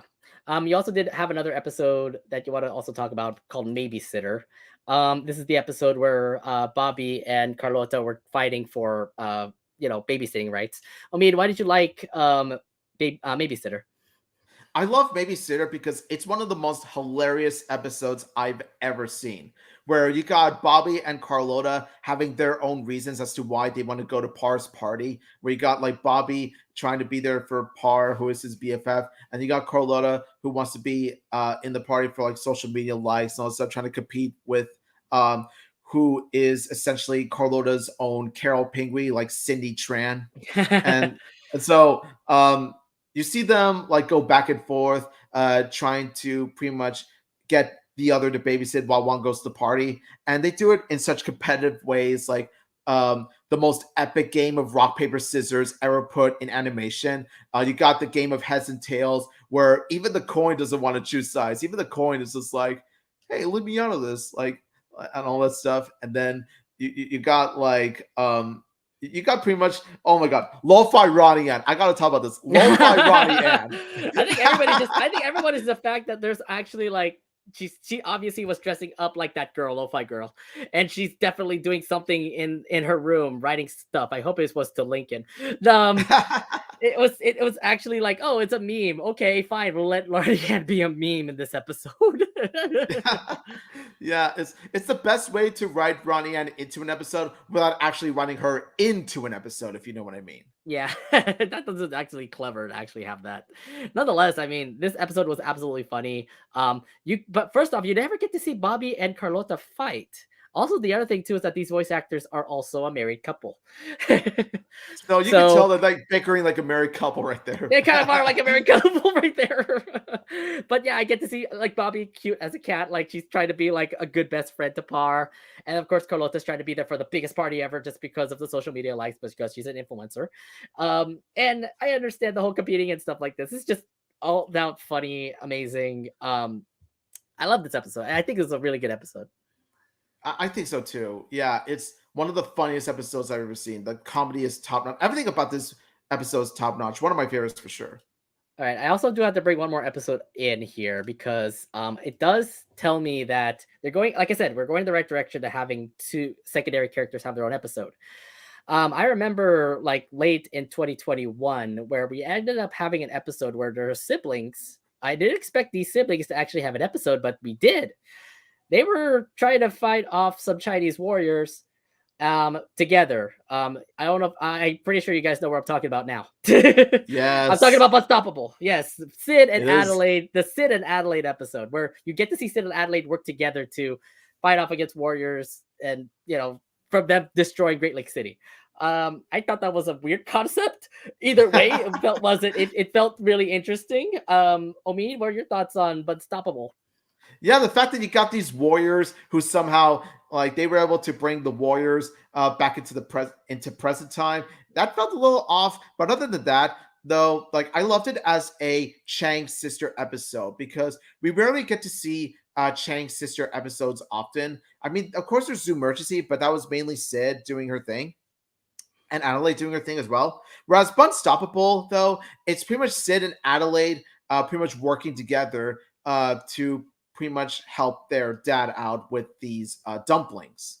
And so they incorporate the warriors into the story and they try to get them to like it. Otherwise, they'll just like, you know, wreck everything and all that stuff. And yeah, overall, this was a really good Chang sister episode. They really do have that chemistry, and it leaves me wanting more of these Chang sister episodes together. My thing is that, yeah, I never expected to see the Changs actually have like the Chang sisters actually have an episode together, and it actually did work out. Like they did work together to, you know, get those warriors away from Great Lake City to get them back in time for some reason. I still think the plot is weird. But It is, but then again, it is LoudCasa, so they do tend to pretty much have plot lines like that. But yeah, like yes, LoudCasa is grounded in reality mostly, but it can go a bit wacky, you know, it could go wacky like this every now and then.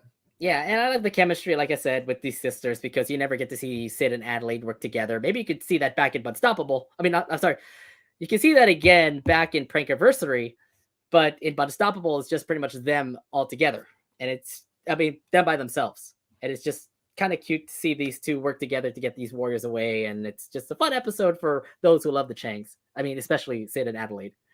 Definitely. All right. I got nothing else. I got nothing much to say. I think we've run down our best Casagrandes moments. But for those who are watching on our YouTube channel, you can comment down your favorite Casagrandes episodes, and we'll put them on here on our stream so that we can get to see your favorite Casagrandes episodes of 2021. Now, you think that this best of 2021 thing is over, but no, there's a whole lot more to talk about. And we're already like 2 hours and 35 minutes in the stream. We got a lot more to talk about here. Now, remember back in August of 2021, there was this movie that was debuting, and all of us were absolutely hyping ourselves about it since this is this movie that was debuting, and all of us were absolutely hyping ourselves about this since this debut was going to be big. That's right. I'm talking about this Loud House movie on Netflix. Now, yes! the thing is like how we're going to begin this talk is not on the movie first. No, it's not about the movie first. We're actually going to talk about what happened when we prepared ourselves to watching the movie. I remember we had a preview show on our live stream. And after playing a few games of Rocket League, we were just pretty much you and me were just talking just to get Omid awake, by the way, because Omid was about to like knock out before midnight.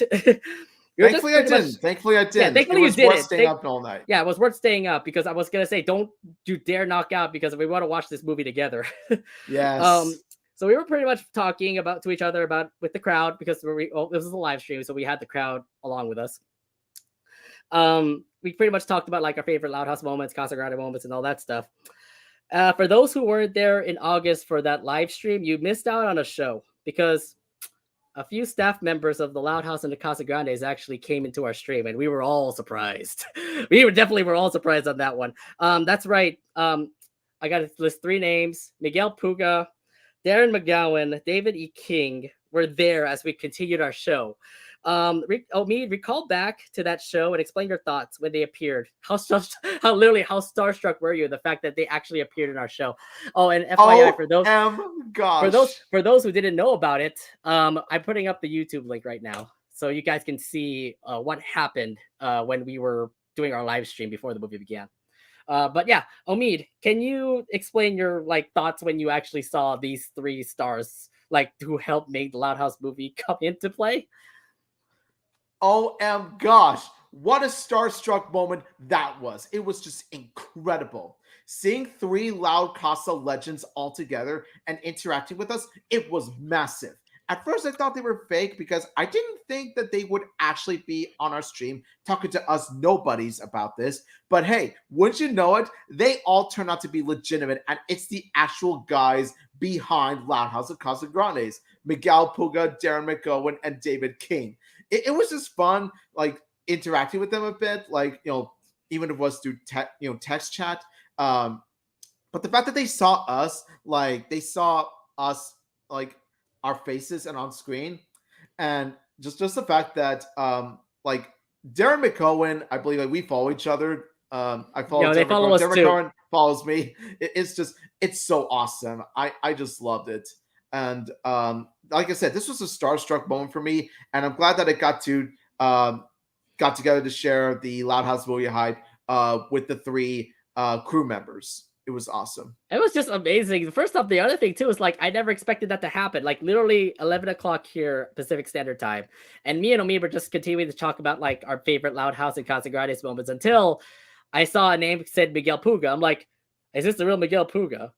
So I put his name up and I'm like, this looks legit, especially when Darren McGowan also came in as well. I'm like, holy crap, we actually did have both of them in the stream. And it was yes. Okay, so literally I tried my best to not be nervous. I was starstruck immediately. I was like, how the hell am I going to continue the show if they are here? So I was like, well, okay, we got to do something impromptu. I mean, what are we going to talk about? We're going to talk about I was trying my best to look good too. Are we supposed to talk about our favorite Loud House episodes or our favorite Loud House moments? We went to the 2017 animation thing, yes, but I don't know how it was just weird how to actually be impromptu and just be like, how the heck are we going to impress these guys? Hi, Miguel. Hi, David. Oh, David, you like Baja Blast? Awesome. I have Baja Blast too. That was my favorite moment there. Yeah. Yeah, I was trying my best to look good for them, but at the same time, I couldn't help but have that smile on my face. You were smiling the whole dang time too. Yes. And FYI, for those who were in the crowd watching our live stream, I know they were all starstruck too. So they also chatted with David, chatted with Miguel and Darren, and it turned out to be an all-out amazing time with everybody interacting together to have a fun time as we waited for the Loud House movie to drop. Speaking of that, let's get to the movie, because to sum it up, it definitely did treat the fans, and most definitely those that started watching the Loud House because of this movie. We're not going to go to a whole review about this because we already made an episode about it. Omid, can you explain your overall thoughts on how the movie was for you? Of course, I love the Loud House movie. I absolutely adored it, and for many reasons too. The movie serves as a bridge between seasons 1 through 4 Lincoln and the season 5 and beyond Lincoln that we all know and love today. Also, the musical numbers are catchy, fun to listen to, and they help serve the plot well, especially with I Wish I Could Be Someone Extraordinary. I'm Gonna Be the Duke. Is it also another one? This Town Was Made for You. The Duchess I Must Be. And many, many others. It was just very catchy. The soundtrack is really fun. And also the animation is very stellar, like even smoother than his TV series counterpart. It's beautiful, especially with the landscape of Scotland and also the character designs. And of course, let's not forget Angus. Angus is the GOAT. Angus is the GOAT. And it's helped that he's voiced by David Tennant, who gives a friendly and heartwarming performance as the character, like the father figure to Lincoln. Overall, Loud House movie, absolutely love it. One of my absolute favorite movies of 2021. It's sort of tied between this and Encanto is my favorite movie of the year. It's that amazing. I gotta say this though, this definitely was. I mean, to come into the Loud House and actually having a movie, you kind of have your doubts saying that, oh, is it going to be good like the TV show? And when we watched the movie, I was just like impressed overall. First off, the music, everybody sings really well, especially freaking Asher Bishop, who freaking nails it. I swear to God, I know that he's moved on as Lincoln Loud now, but dude, the guy has a voice. So like he'll have a lot of roles coming up as he grows up.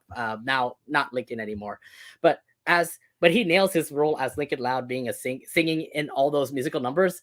It's like he definitely does show off that he's a great person and he can sing and all that jazz. And the whole story of it overall, like, yeah, it could be a little bit impromptu, the fact that they went to Scotland to see royalty and stuff. But yeah, because we never get to see Lynn's side of the family. Apparently, Rita's side of the family is in Royal Woods. I thought this whole concept of this story where the Louds were apparently Scottish was pretty awesome. Everybody adjusting to their own needs and stuff like that. But here's the other thing about this movie. This is all about Lincoln, and we see it. Like in this movie, like Lincoln Loud is the main focus. Yes, he is a little bit selfish because he's still a kid, but you always get to see progression through this episode. Like Lincoln being the big brother to Lily, Lincoln finding responsibilities for what he's done, and the fact that this has been just an amazing episode, especially for amazing movie, especially for Lincoln Loud.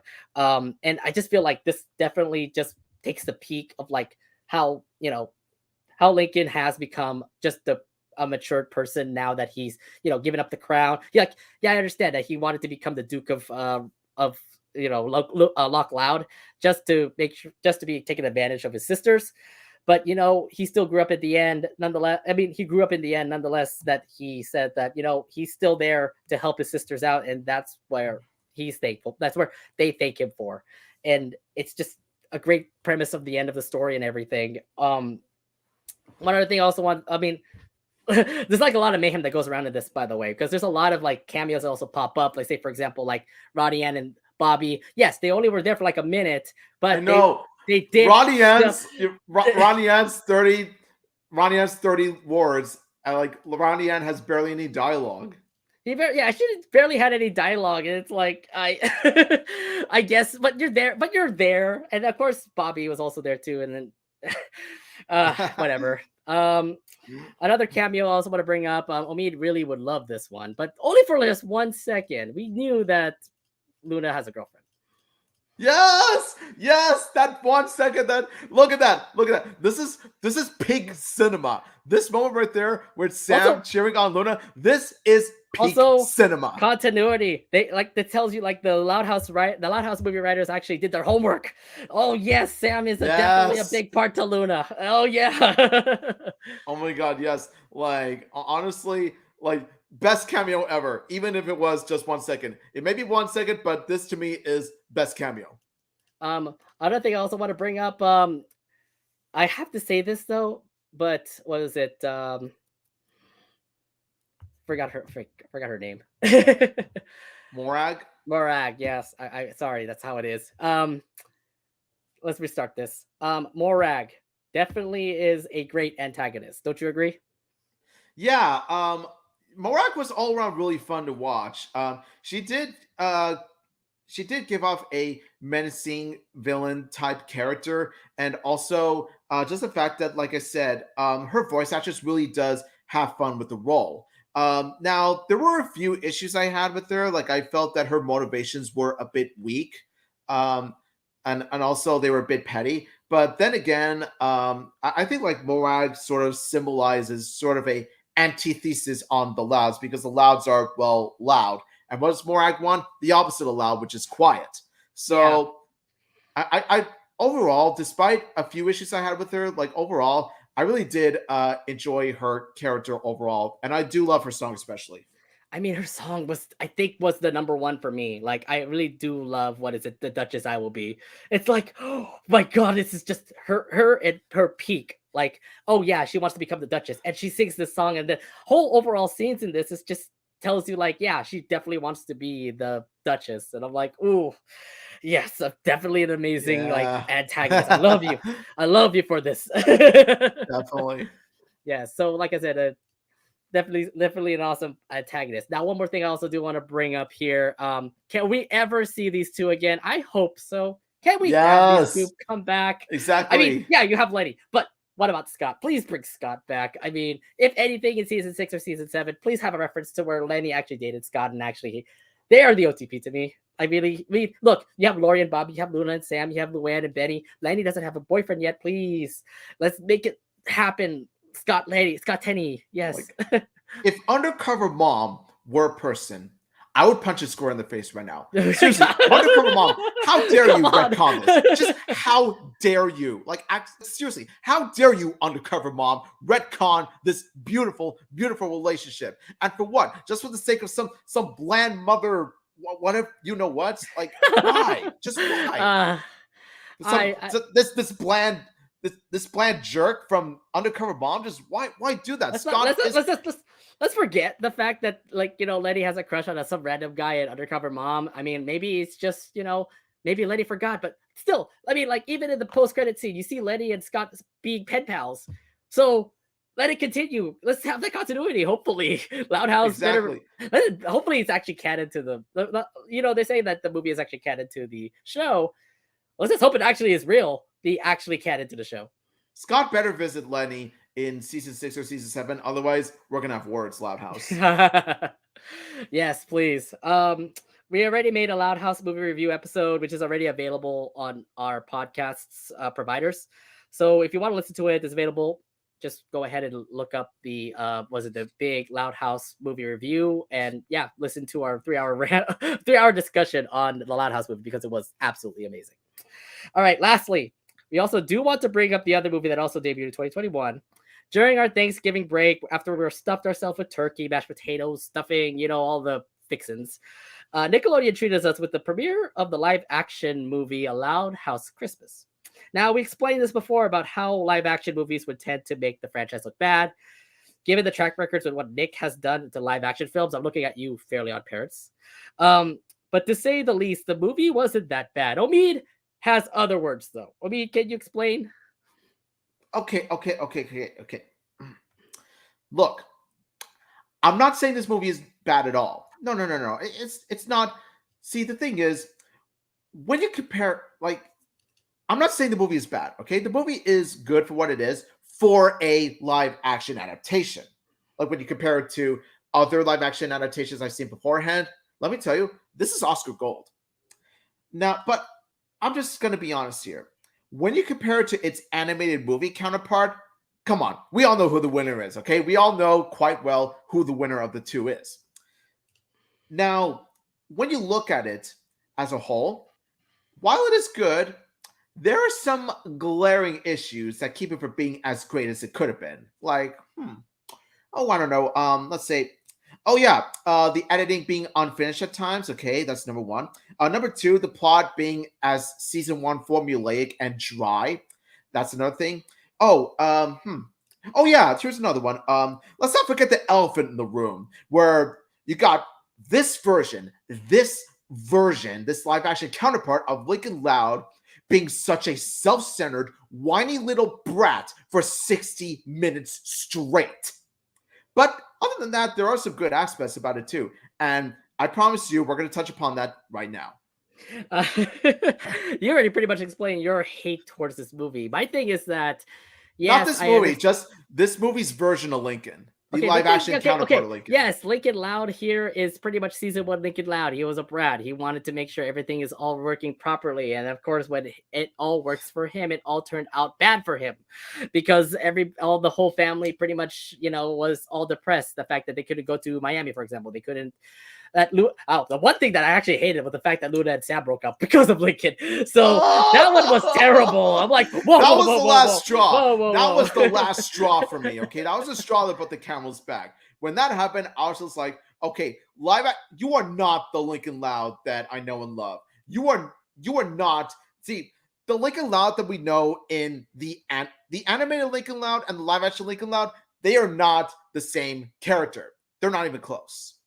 I just found it so funny. It was like, wow, Luna, just because you like Mick Swagger means Sam is going to break up with you. I'm like, okay, kind of makes sense though, because Sam is your girlfriend, and Mick Swagger is going to be with you no matter what. Luna, what are you doing? Not continuity. Also, is another thing too. I touched upon why it made sense that Luna did what she did. I did explain why Luna's decision did make sense for her character, but I'm not going to go into that because I already did twice, we already, the like I previous said, 2 times. we did an episode. We don't want to go straight to like another review again. But I gotta say though, like, yeah, that was disappointing. The fact that Lincoln Loud was, the typical Lincoln Loud that you see back in season 1, where he's pretty much being selfish and stuff like that. I think all of us kind of agreed upon that. But my thing about this movie is the fact that this was like a good movie, better than, like, say for example, the Fairly Odd Parents movie that were just absolutely terrible. I don't like. Drake Bell, you already know he's a piece of shit. But Yeah, and his acting is also was as an older Timmy Turner. But here's the thing about the difference between the Fairly Odd Parents and this movie. Look, these are pretty much new characters in this movie, except for Brian Stepanek because he's a legend. And the Catherine Tabor because she's also in this movie as well. These are brand new actors and actresses that end up actually portraying these characters well. And if you actually look at, like, and I've said this before, if you look at like their Instagrams and all their social medias, like they really have a fun time being these characters. I remember like Dora Dolphin continuing to post selfies of herself because she is Lenny Loud. She's Lenny Loud in the movie. She's Lenny Loud in this in the show. So it's like, yeah, I absolutely agree that she does portray a perfect Lenny. I know Morgan McGill. She was Lynn Loud. Yeah, she made. Okay, here's the other thing I also kind of hate about this movie: the fact that like they had some characters that didn't have much development. Say, for example, like Lana Loud, Lynn Loud, Junior, others. You can also bring in as well because there's too much focus on, like, say for example, I might say Laurie also had like too much focus. And Luna. Yeah, well, I mean Luna had too much focus. Would you agree? There's no such thing as too much focus on Luna for me. Okay, there isn't. Are you kidding? There's no such thing as too much focus on Luna. Yeah, but the thing is, like, it doesn't matter if like it was a bad movie. I think it was still a good movie overall. It's just the fact that like when it comes to Nick movies, they're not the A-list movies. They're not like the ones that'll actually win an Oscar or an Emmy, for example. These are just movies that are just for the fans, and it definitely does show it for the fans. Maybe for fans that are probably like starting the Loud House, because I know that those who actually are watching this movie are kind of feeling like, why Lincoln? Why are you like this? But if you're like a person who's actually starting about the Loud House, then you probably will understand why Lincoln is like this. So either way, I mean, like, I love everybody here, the actors and actresses who made the Loud House movie, the Loud House Christmas, like such a great movie. It's not the best movie, obviously. We could probably talk about the editing and stuff like that, but that was more in the that you can listen to that more in our previous episode of LoudCasa Talks. But to say the least, not bad of a movie. Obviously, the Loud House movie in Netflix was so much better, but this was an average movie that I say would be like, say for example, like Christmas movie. Like it's going to be like one of your Christmas movies that you always watch every Christmas. Like, say for example, The Grinch Stole Christmas, or something like, like just like, Elf, for example, like those Christmas movies. It's like something that I'll probably watch every Christmas now because of Loud House Christmas. Oh yeah, let me tell you, like, when you compare this movie to the Fairly Odd Parents live action movies, let me tell you, this is a Best Picture winner in comparison. So overall, this movie gave a new life to the Loud House as we get to see our favorite characters in real life setting, as to say the least. The cast nailed everyone perfectly, right, Omid? Nailed everyone perfectly. Yeah, definitely. Like, honestly, each and every actor really gave it their all. They really do feel authentically like the live action Louds and all that stuff. Like Brian Stepanek is able to pull off Link Sr. in the animated sense with his voice, and also his physical attributes when pulling off his live action counterpart. And like even Wolfgang, I'll give Wolfgang this. Like even though the character is written very, very, very terribly, Wolfgang really does give his overall good performance as Lincoln Loud. Like when you do look at him, like performance wise and physical appearance wise, you can tell this is live action Lincoln. I mean, I can't hate with I can't hate with Wolfgang because he actually pulled off a great Lincoln Loud. And the fact that it's just the writers. I mean, you got to blame the writers for making him act like Lincoln Loud like this. But like I said, he was a perfect Lincoln Loud. I mean, if he actually does, well, he's not going to replace Lincoln Loud, the voice. Was it the voice of the live actor of Clyde here in this movie actually is now the replacement of Clyde McBride in the animated series. But yeah, which is great for the future of those guys. But like I said, the film's not that bad. I think it was still an average film, to say the least.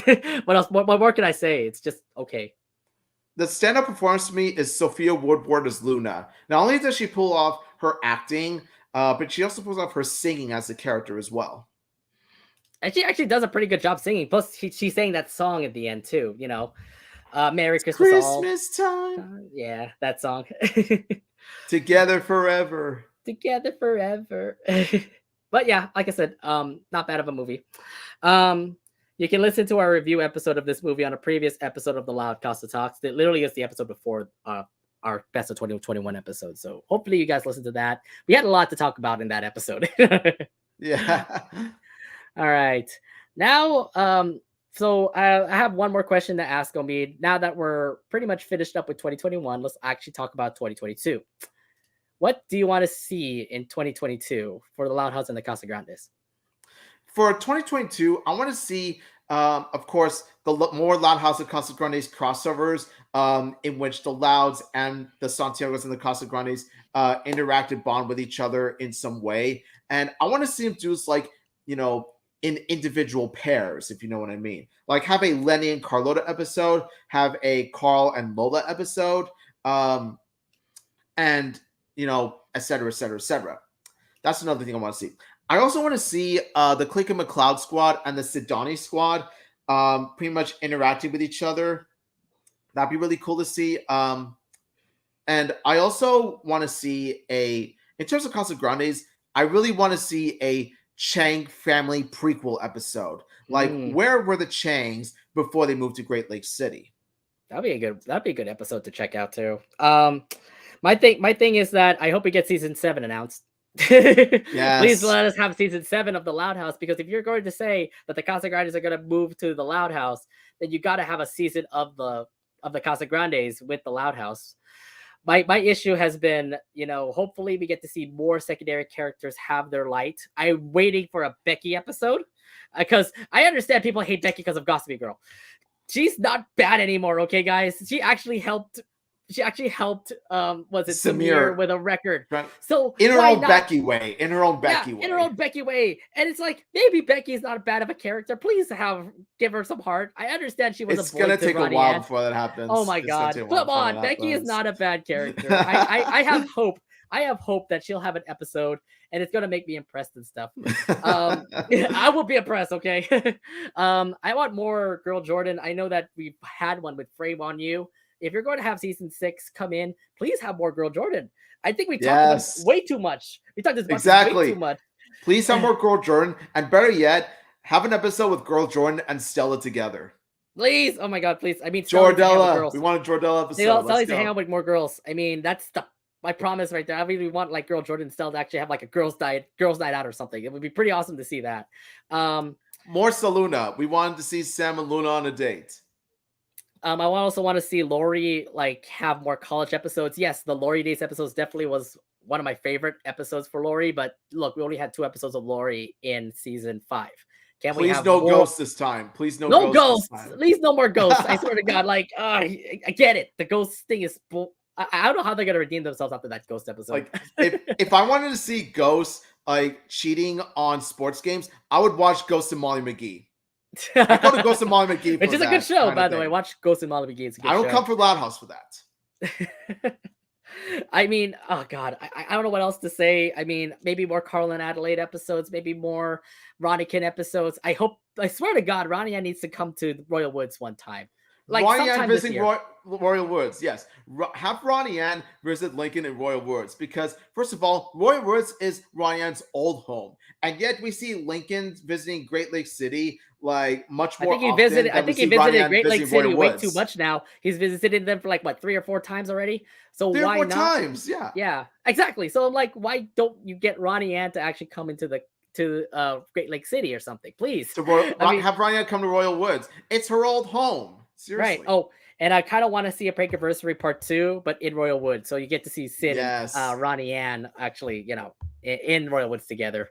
Ronnie Ann and Sid versus Lincoln and Luann. Oh, that'll be an interesting one. Like Lincoln brings his secret weapon, which is Luann. No, it'd be funny. It'd be funny. Like, say, for example, like Lincoln's in a rut because he's being out pranked by Sid and Ronnie Ann. So she gets Luann's help. Ooh, that's going to be pretty evil. Yes. And of course, I want to see more of the couples. I want to see another San Luna episode, Lubeni episode, a Lobby episode. Doesn't matter which one. It's called Loud House or Casagrandes. I do want to see more of like Lola's friends. I want to see more of Cricket, Cricket Van Doren, maybe a little bit of Millie, if we can also get that too. I want to see the three of them hang out. Yeah. Yeah, exactly. And maybe some more like continuity stuff that we could see. I mean, I remember in Animal House where you get to see like Lana and Sam together. I was definitely from one episode of Listen Out Loud. So I'm like, can we at least like get that continuity back again? I mean, I would love that. Yes. And like I said before, earlier in this LoudCasa Talks episode, I said we're in the right direction, where the Loud House is getting a little bit better with the fact that the continuity is working fine, that secondary characters are having their own episodes, and the Casagrandes are doing the same thing too, with the uplifting spirits of like what the episodes are, and the secondary characters also having episodes too. Kind of sucks that the Casagrandes is about to end soon, but to each their own. And obviously we would be obviously Nickelodeon is so cruel. What can you do? What can you do? Nickelodeon is the bigger authority, I guess. Petition. Oh, don't do the petition stuff now. Don't be one of those guys who will sign up petitions now, please. Yeah, no, trust me, I'm not. That would be really stupid. I know. And here's the other thing too. And from what I'm hearing, I don't think we're gonna have like a Casagrandes movie. Which remember we begged for a Casagrandes movie when we were talking about the Loud House movie. We want a Casagrandes movie. I want a Casagrandes movie. I don't know if that's happening anymore because they're gonna cancel the show. So, but unfortunately, it's not gonna happen. Unless they make a big announcement saying like, "Oh, hey, Casagrandes movie before the Casagrandes end."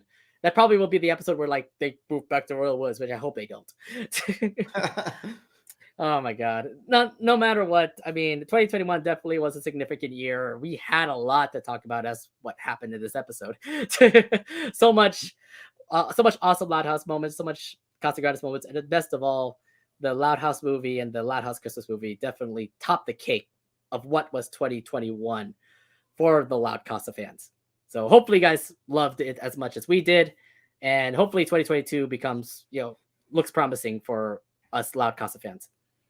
Yes, let's hope so. Let's hope for another amazing year of Loud House and Casagrandes for 2022. Or at least for Loud House. All right. So let's actually head over to our fan reactions panel of the LoudCasa Talks. This is where we ask a question to you guys. We pretty much give out the best answers here on our live stream. You guys actually came in with a lot of awesome answers. So let's go ahead and go through them all right now. Now, our question that we asked you guys was, what were your favorite moments of the Loud House and the Casagrandes in 2021? So let's go ahead and get to some of the answers that we like. This one here is from My Chiller. I gotta zoom this in a little bit more. Sorry, guys. There we go.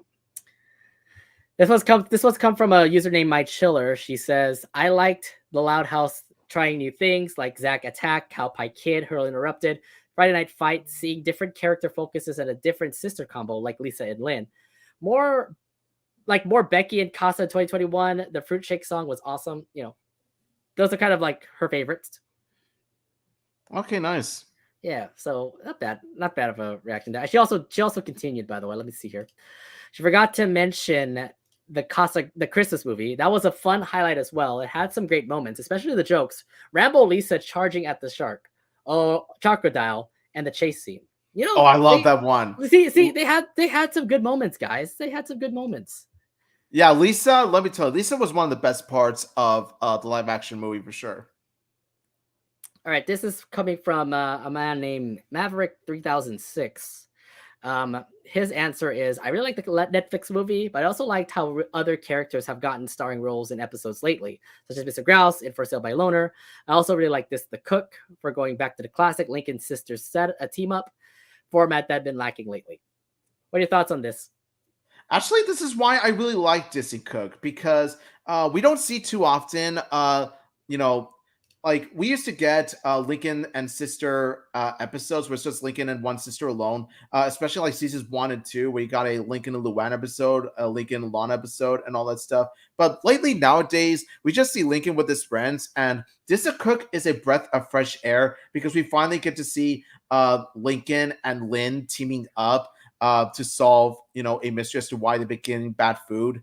And let me tell you, like that team up, they work so well together, especially when they're middle school kids. We never actually brought that up. Like you never get to actually see Lynn and Lincoln actually team up. You usually get to see Lynn always beat up Lincoln or like tackle Lincoln all the time. This time around, they actually worked together, and I thought that was actually a pretty good episode. And also weird that we actually focus on, out of all people, Chef Pat. Yeah, like she's usually like the background chef character that doesn't really say much, doesn't leave a lasting impression. But then like this episode manages to make her have a character. Like not only that, but it's pretty much a twist that Chef Pat used to be BFFs with Rita. So you never would have imagined the school chef have a connection with the Loud mother. Also, a lot of backstory, which is, good. Like, we need some backstory from other characters as well. Like Rita, for example. Apparently, she had friends with Chef Pat and Zach's mom. This is all new to me. I didn't know about this. I didn't know Rita had a secret life, had a life like this. This is the reason why we had a Mystery Maria Santiago episode, guys. Yeah, now we need a Mystery Rita Loud episode as well. Maybe we could probably set one up. This one came from one of our guest stars that came here on our LoudCasa Talks before, Vincent Suffolk. His answer was obviously the Loud House movie, but I also Ronnie Ann's moments in Sid and Lincoln and Utter Mess. I think that's his favorite episodes overall in 2021. Yeah, I could definitely see why, Vincent. Yeah, like I said, that hug in Utter Mess, that Sid Donington hug, oh my god, brings me so much life. All right, so this came from Johnny Mayero. His answer is, my favorite from 2021 are the Sidonican hug from Utter Mess, Ronnie Ann's cameo in the Loud House movie. I think everybody who is a fan of Ronnie Ann will love that part. Wolfgang Schaefer, Dora Dolphin, and Sophia Woodward as Lincoln, Lenny, and Luna were the best, and Sid getting the stardom in Zoomergency but Stoppable. Actually, you hit all the good points here because they definitely were the best moments of 2021. Yeah, honestly, I gotta say, like Ronnie Ann's cameo in the Loud House movie, yeah, only 30 seconds of showing up and like less than 50 words of dialogue. Yeah, that's definitely a stellar cameo appearance right there. Like that is like Ronnie Ann's, and then after Bobby leaves, you see Ronnie Ann look at the screen like, yeah, wait, that's it. That's all I do. See, fourth wall breaking in the movie. Oh God, yes, that's great. This is from Alonso Lupercio Alonso. He said, "There are so many great episodes that's hard to pick, which is my most favorite, but I wouldn't have to choose the movie because it's something we've been waiting for since it was mentioned in 2017. It was really enjoyable to watch." So I think for every fan who was out there, I think everybody was no doubt really wanting the Loud House movie. I think everybody would say the Netflix the Netflix movie of the Loud House, the animated Loud House movie, definitely the highlight of 2021 because, as Alonso pointed out, it's what we've been waiting for. It's what we've been begging for ever since 2017, like you said, and he's true. So that's why I personally say that I agree. The Netflix movie is the highlight of Loud House and Casagrandes in 2021. I have to agree with that. Okay. No doubt about it. Yeah, it definitely is. Now we have to go to a couple of others. There's a quick retweet. By the way, this is from Sunny, our good friend Sunny Eclipse. Sunny. She said, "Oh man, there are so many great things that happened in the Loud House Casa in 2021 that it's hard to name them all. But probably the biggest highlight was the Loud House movie and seeing the fandom finally understand Lincoln's character after 5 years of being a fan of him. Right? Yeah, actually, yeah. Yeah, honestly, Lincoln's character journey in the Loud House movie, the Netflix one, like, yeah, it's honestly very well written. It's like Lincoln has the best development in the Loud House movie, in my opinion, because like he pretty much he has his own insecurities, but he never lets it get the best of him. Even when in Scotland, when he tries to ride the dragon, keep in mind it's not his fault. Morag tricked him. It's just that he has his insecurities that he's learning to overcome. But even at that, he's always supportive to his sisters, always supportive to his family. But it's just that he just needed to learn that he does contribute to the family. He has a big important role in the family as much as his sisters does.